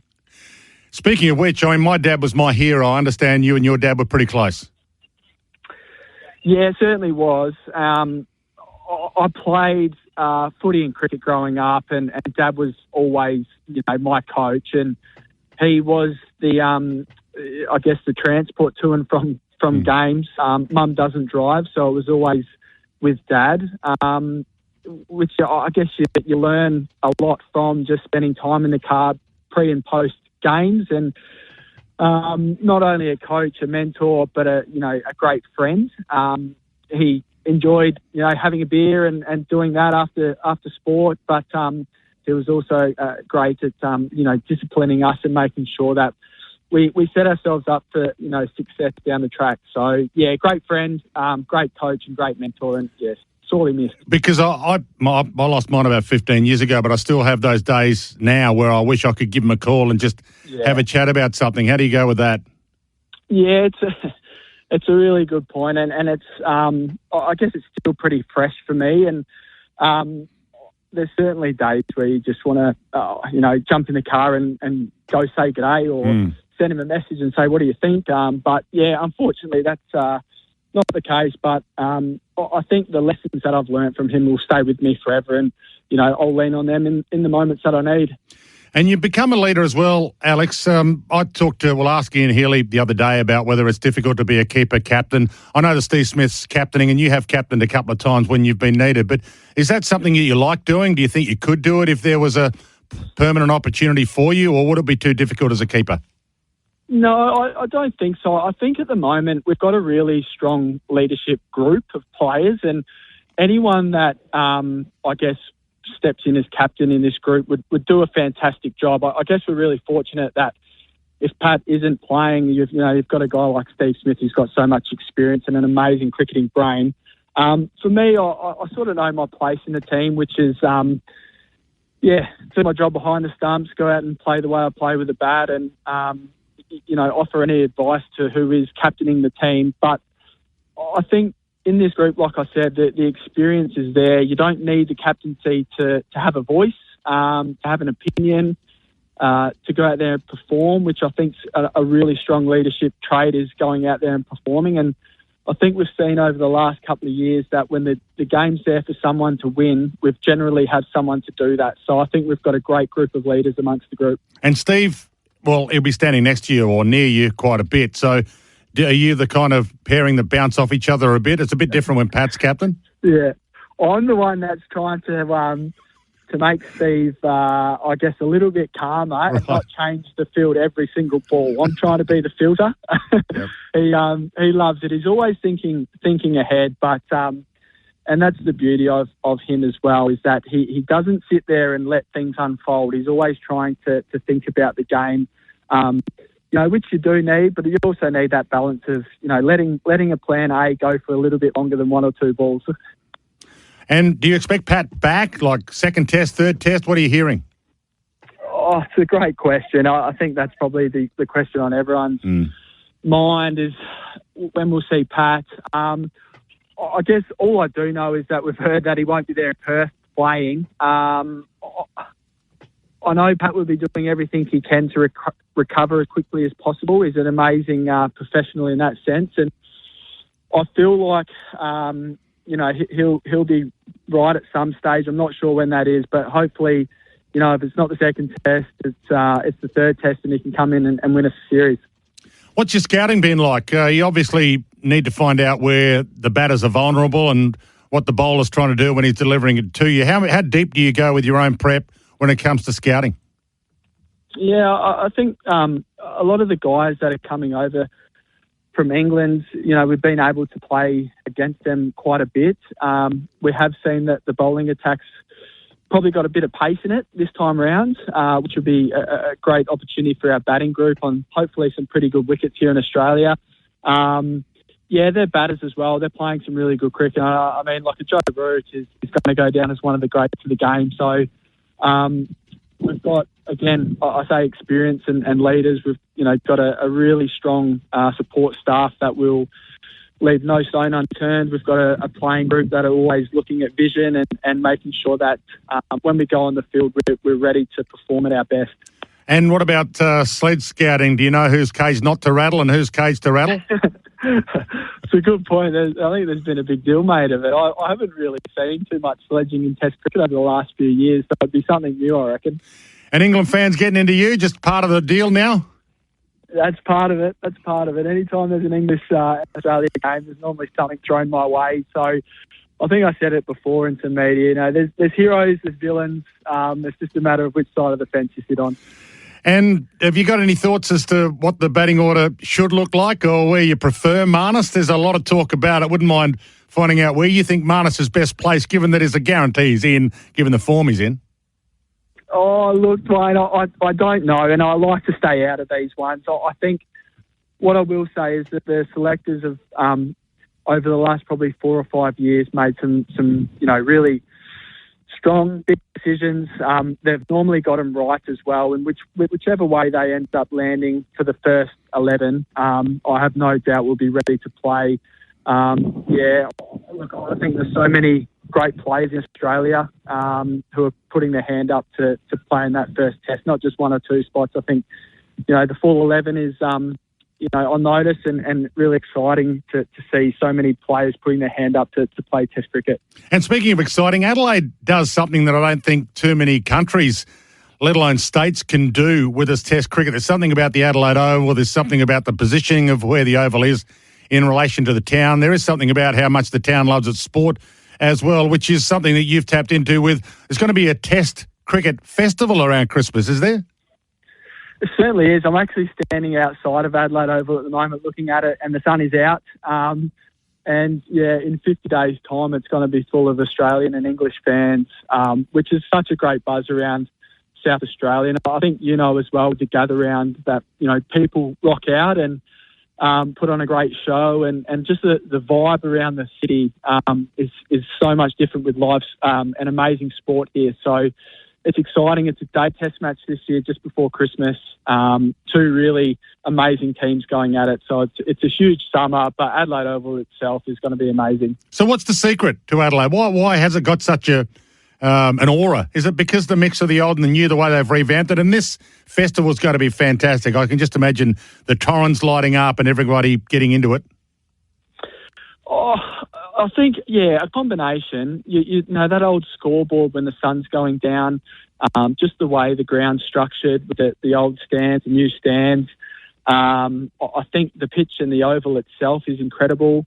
The location to the city is amazing, walking across the bridge. There's just so many opportunities around the parklands here, and I've heard out the back's pretty good too on the village green, so one day I might get out there and have a look. Yeah, let's hope that's quite a long way away. Hey, Alex, it is a pleasure. It's a pleasure for me to have you on. You call, you get on, Yeah, I do know that. That's, I'm not a first-time caller. I'm a no-time caller, but I have been on the show, which is great. All right, you can always put on a voice and make up a name. Most of the people that call this show do. Great to have you, Alex. Good luck for the summer. Mate.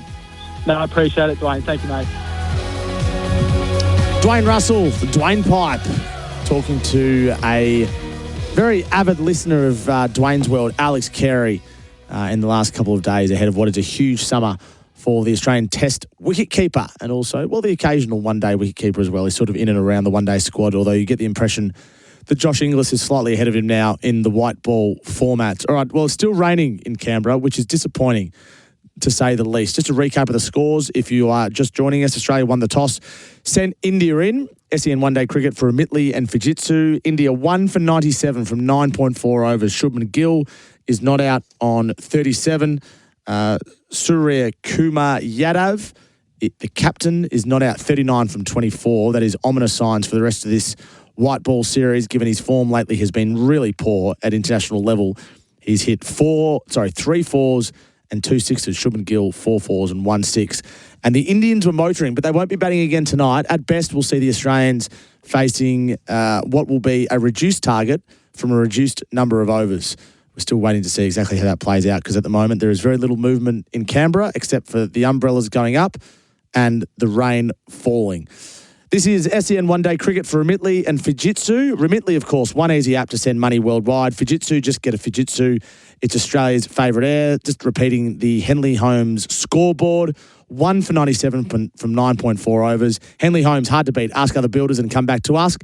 Henley.com.au. Damien Fleming will be back after the break for Azito brushless power tools. And we're just watching the replay screen for Chemist Warehouse. And yes, that's right. The rain is still falling. That's for Platinum, the new fragrance by Messi, only at Chemist Warehouse. Sun's out, rolls out. Take Red Rooster's bacon and cheese ripper along for the ride. Made fresh, loaded with flavour and ready to roll. The Rooster's calling. Hurry, limited time only on the app or in-store. Sometimes it's the little things that make us feel close to family. Like the smell of food. Never quite as good as Mom's. With Remitly, sending money is a way to be there for those you love. Stay close when you're far apart. How much did the painter say he was going to charge you for that job? Well, they told me it was a one-off special price of... Mate, if you're paying for painting and for maintenance, you're getting ripped off.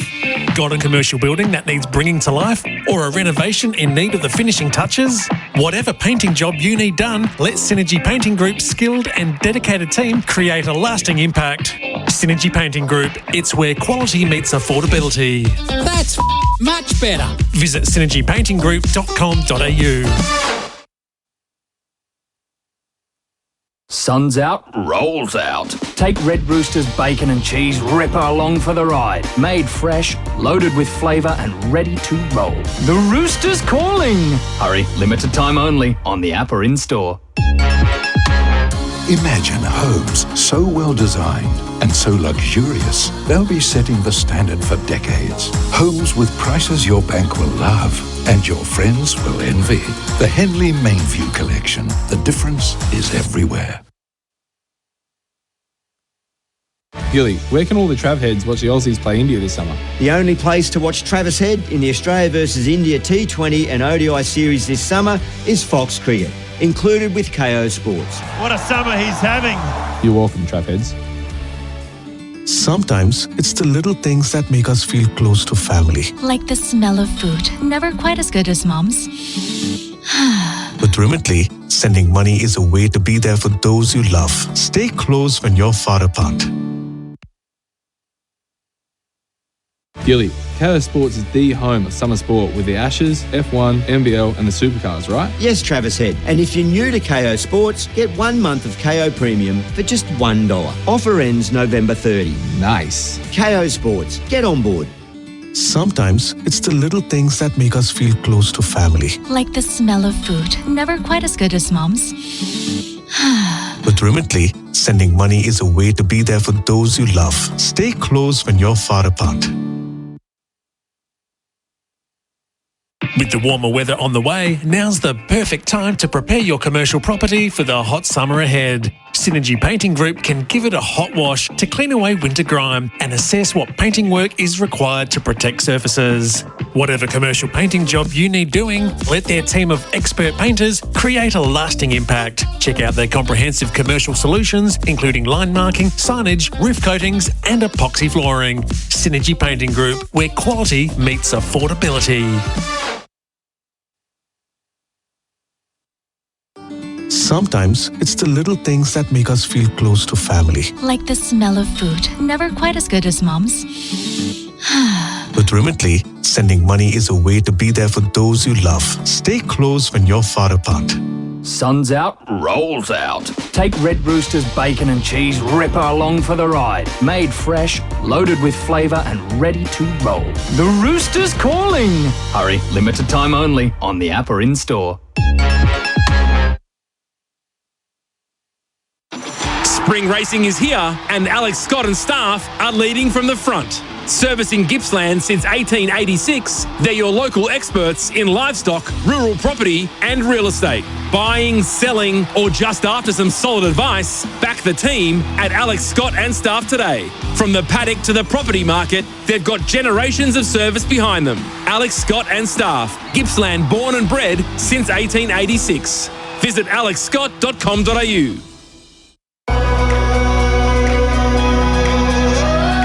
For Remitly, one easy app to send money worldwide. And Fujitsu. Just get a Fujitsu. It's Australia's favourite air. Australia and India on SEN T20 Cricket. He's bowling to Gill now. That's a slow ball. Straight back at Ellison for. He's whacked it back at the bowler who had no chance whatsoever. Ellis to Abhishek, who's on 19 from 13 deliveries. Ellis bowls. Abhishek hits to mid-off and he's out. Tim David takes the catch. Big celebration from Nathan Ellis. So we're ready to go again. The sawdust is in place. Fine leg and third man also in place. Siraj Kumar steps across the crease. Josh Hazelwood with another length delivery. Hits him for 6. What a shot.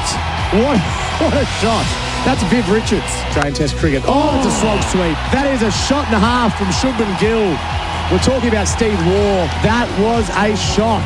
Shubman Gill goes bang. Ellis bowls. Slow ball. Pulled away. Has he got enough on it? He does. A 6. That's flat and hard from Surya Kumar. He's putting on a show. Well, that's the only show we've got so far today. Unfortunately, for SEN One Day Cricket, for Remitly and Fujitsu, we have no cricket out on the middle of Manuka Oval. In fact, the game has now been halted for what do you reckon, Flem? Probably close to an hour, maybe a little bit longer. The rain has got a little bit lighter, but the covers are still on. The seagulls are flying around. And India, having been sent into bat, a 1 for 97 from 9.4. They won't be batting again. At best, we can hope for a game where Australia has 5, 6, 7 overs to chase modified target. Flem, you're here for Azedo Brushless Power Tools. Do you? This is disappointing. 5 over chase. What are they chasing? I'll be guessing. Well, given that the run rate is 10 across 9 overs, I would say it has to be 13 across 5 overs. It'd have to be because they've had 9 wickets in hand. That's where the system does work if the batting team first. So 75 from 5 overs or thereabouts. It gets penalised by not being able to bat their overs, but because they didn't throw them away. But 70? 75? Yeah, it could be. Yeah, 12, 13 and Imagine over. walking out to bat against the new ball. Each bowler can only bowl 1 over. The power play lasts for, I'd imagine it would be 1.3 overs, maybe 2 overs. And you're chasing, from the get-go, 70 from 30 balls. Well, 2 blokes I'd like opening the batting, what would you do? Mitchell Marsh and Travis Head. Yeah, you don't change a thing, and they do you? happen to be in the team. And if they could just belt the ball a few times, well, probably over the fence, but a few running along the outfield so it got wet, it would be quite exciting. But, yeah, things have got to fall into place. I still see people with umbrellas on, and they haven't moved at all.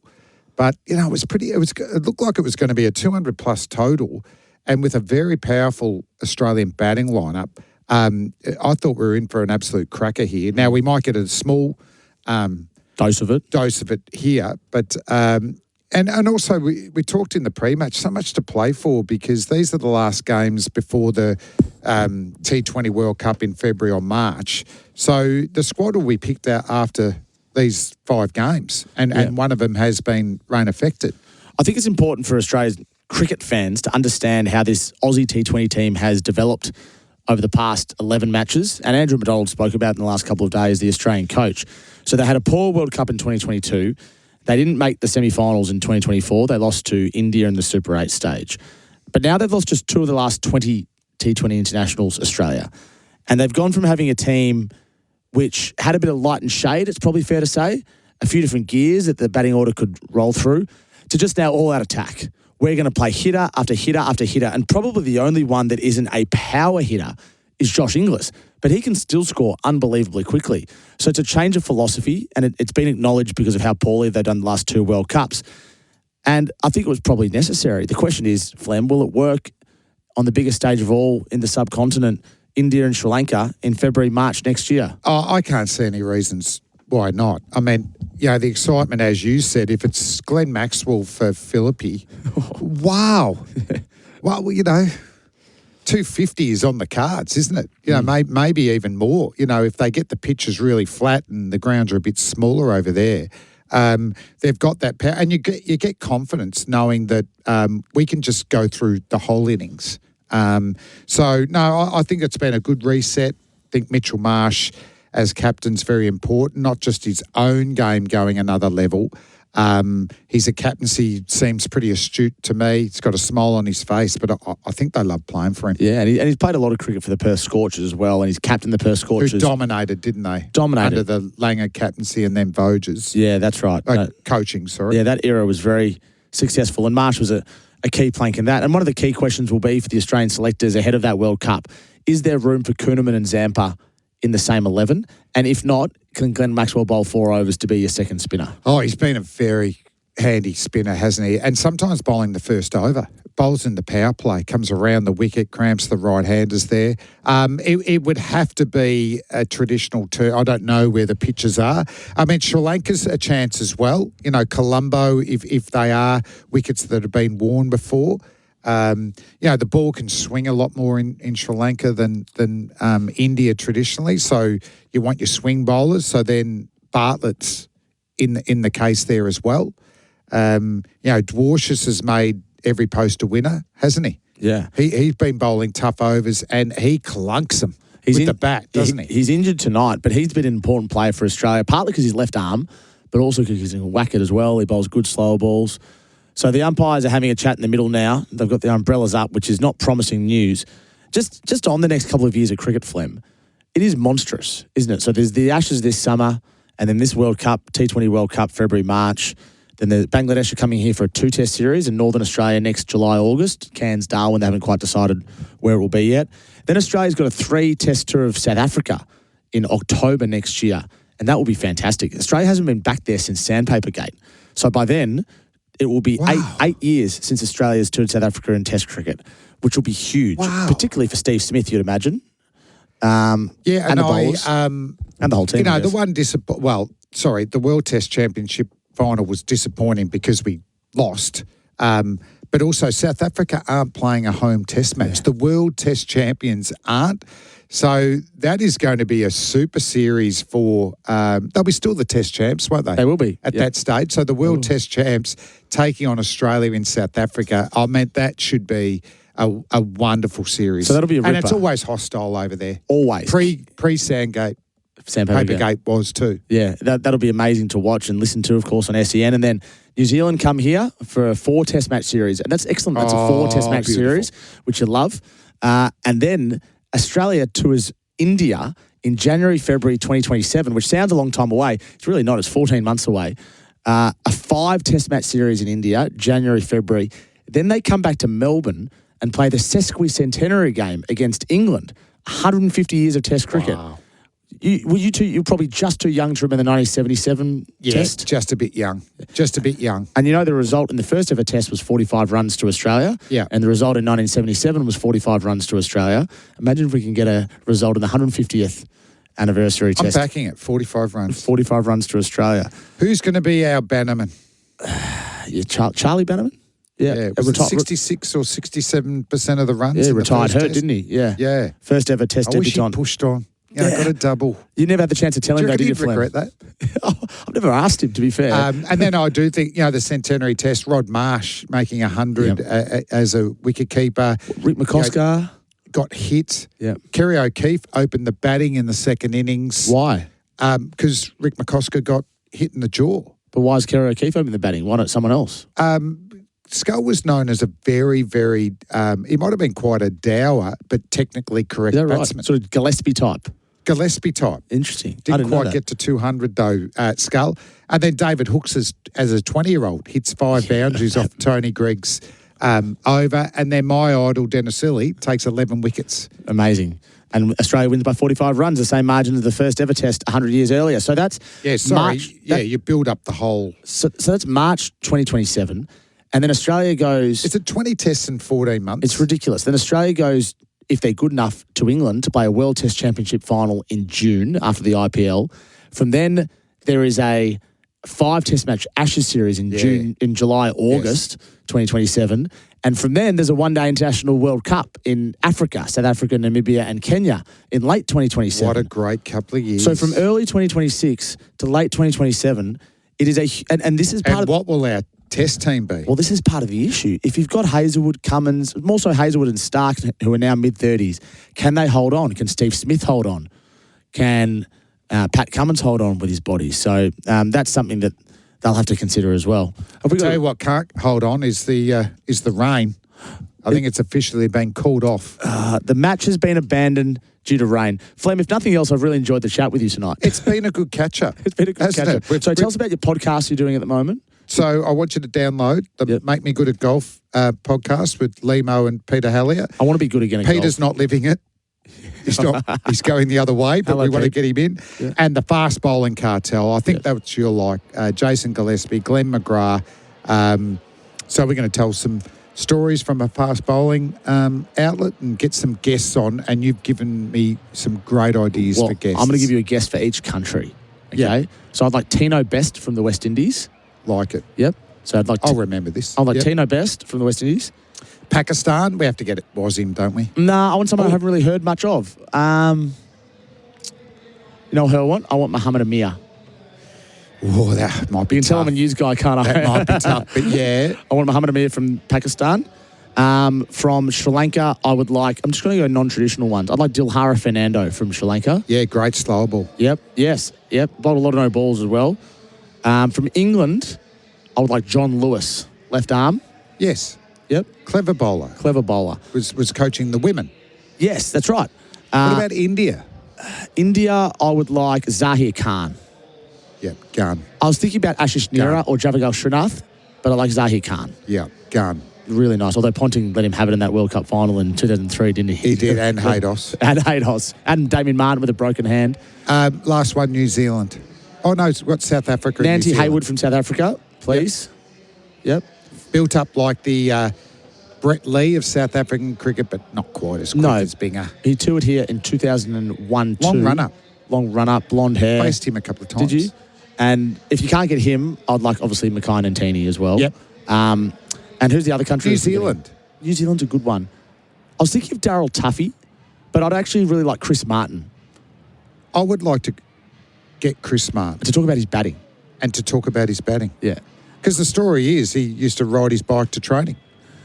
Yeah. Too hard to Makes sense. have He a averaged bag about with 2 in pads on Test it when you're cricket. riding. Imagine Glenn McGrath interviewing Chris Martin. That's what I want to happen. Actually, you know, we might change it. Yeah. Is the worst batting fast bowlers from each nation, and it's a one-on-one with Glenn McGrath. What about that? That would be unreal. Douglas Hondo. That's a segment. Douglas Hondo from Zimbabwe, please. Yep. I would like that. That's all Devin Malcolm from England. Yeah, do it all. Yeah, go for it. Yeah, anyway, there you go. I've got a list of names for you on the podcast. Fast bowling cartel and make me good at golf. Now, the captains won't be speaking tonight. The umpires are shaking hands with Mitch Marsh as we speak. This game has been abandoned. Going through the scorecard, thanks to SEN One Day Cricket for Remitley and Fujitsu. You got the scorecard in front of you, Flem. I'll do the batting if you do the bowling. Yeah, man. So, Abhishek Sharma was caught at mid-off by Tim David at the bowling of Nathan Ellis, the only wicket that fell for 19 from 14 balls. Gill and Yadav then put together an excellent partnership. That partnership, in the end, got to 62 in quick time. Yadav, 39 not out from 24 balls, a welcome return to form, and Shubman Gill, 37 from 20 balls. Flem. Yeah, for the Aussies, the big Hoff, 18 balls, went for 24 runs, but 9 dot balls. Like it, Hoff. The X-Man, 2 overs, none for 16. Nathan Ellis, as you said, got the wicket with that slower ball. Marcus Stoinis, 1 over, but 2 of those balls was to finish the power play. Bit of trivia. And Kerneman bowled pretty well, except for that one he threw up on the leg stump, and it provided a crowd catch. So didn't even get to 10 overs, the Aussie bowling lineup. Mitch, can you just put up when the next game? I think it's Friday night, isn't it? Is the next game on Friday? MCG. MCG Friday Yes. night. That's the next game. So If you haven't got tickets, I'll be buying them. Yeah, I think but- it's going to be packed. Isn't it? I've got to say, I do love it when there are bilateral one-day tournament series and the crowd is packed. It takes me back to yesteryear. Yes. 20 years ago when the crowd would pack the G or the SCG and the games mattered. And India-Australia always matters regardless of the format. I just remember the first one-dayer at the MCG was always 80 to 90,000. It was like playing in the grand final AFL. Were these the days when you had the blue under your one-day shirt? Before that. Yeah, before then. Before that. Early. But I think when we had the blue, that was the famous one. The crowd got that rowdy. Warney went out with a helmet to quieten them down. I reckon that was the blue underneath there. Yeah, I like the great that. Shane Warne. Yeah, they were getting rowdy in his stand. They were. And he told them to shut up, didn't he? In a Yes. nice way. And they did, didn't they? The game continued. Yeah. They're going to listen to the king of the MCG. Absolutely. He's a great man, Warney, and we miss him dearly. This is the post-match for Sonos. This summer, feel the sound of every play with Sonos. Learn more at sonos.com. Flem, I think if we had a player of the match for Ray White commercial, who do you think it would have been in this shortened game? Maybe a batter, maybe Yadav, 39 not out, Shubman Gill, 37 not out, maybe Josh Hazelwood, and all for 24 from 3. I'd probably go for the person who looked most in control. I'd go Shubman Gill. Yeah. And I reckon he was just pacing himself to potentially maybe get 100. Yeah, the score was going to be 220 plus, really, wasn't it? Yeah. They were batting beautifully, those two together. So would have been probably Gill for Ray White commercial, the player of the match. At Ray White commercial, we bring the whole team. This is the post-match for Sonos, as I just said. This summer, feel the sound of every play with Sonos. Learn more at sonos.com. Flem, it's been a pleasure to be alongside you. Unfortunately, we didn't get a game here tonight of any note, but I will remember it for 2 reasons. 1, talking about your golf podcast. Yes. And 2, talking about the fast bowlers you're going to get on your cricket podcast. Yeah, and don't forget my highest test score, 71, Yes. lowest golf score, 71. What's your lowest golf score? I shot 75 in COVID. I enjoyed playing in COVID because you could play as a 2. And playing as a 2, I found a lot better. You get a rhythm and you get around in 3 hours. So I shot 75 at Royal Melbourne then. and I bogeyed the last. Okay. Should have shot 74, but Yeah. I was happy with that. No 71 though. I've I never didn't shot even under think par. about 74 when I carded in 71. Thanks, Tom. We'll see you during the test. Thank you, Thanks, Flem. listeners. Look forward to that. This is the post-match for Sonos. You can feel the summer, feel the sound of every play with Sonos. Learn more at sonos.com. This series continues on Friday, live from the MCG. Jared Waitley, Bryce McGain, and Brett Sundarayson. You can join that powerful trio from 7 p.m. From now, from Flem and me, it's good night. Imagine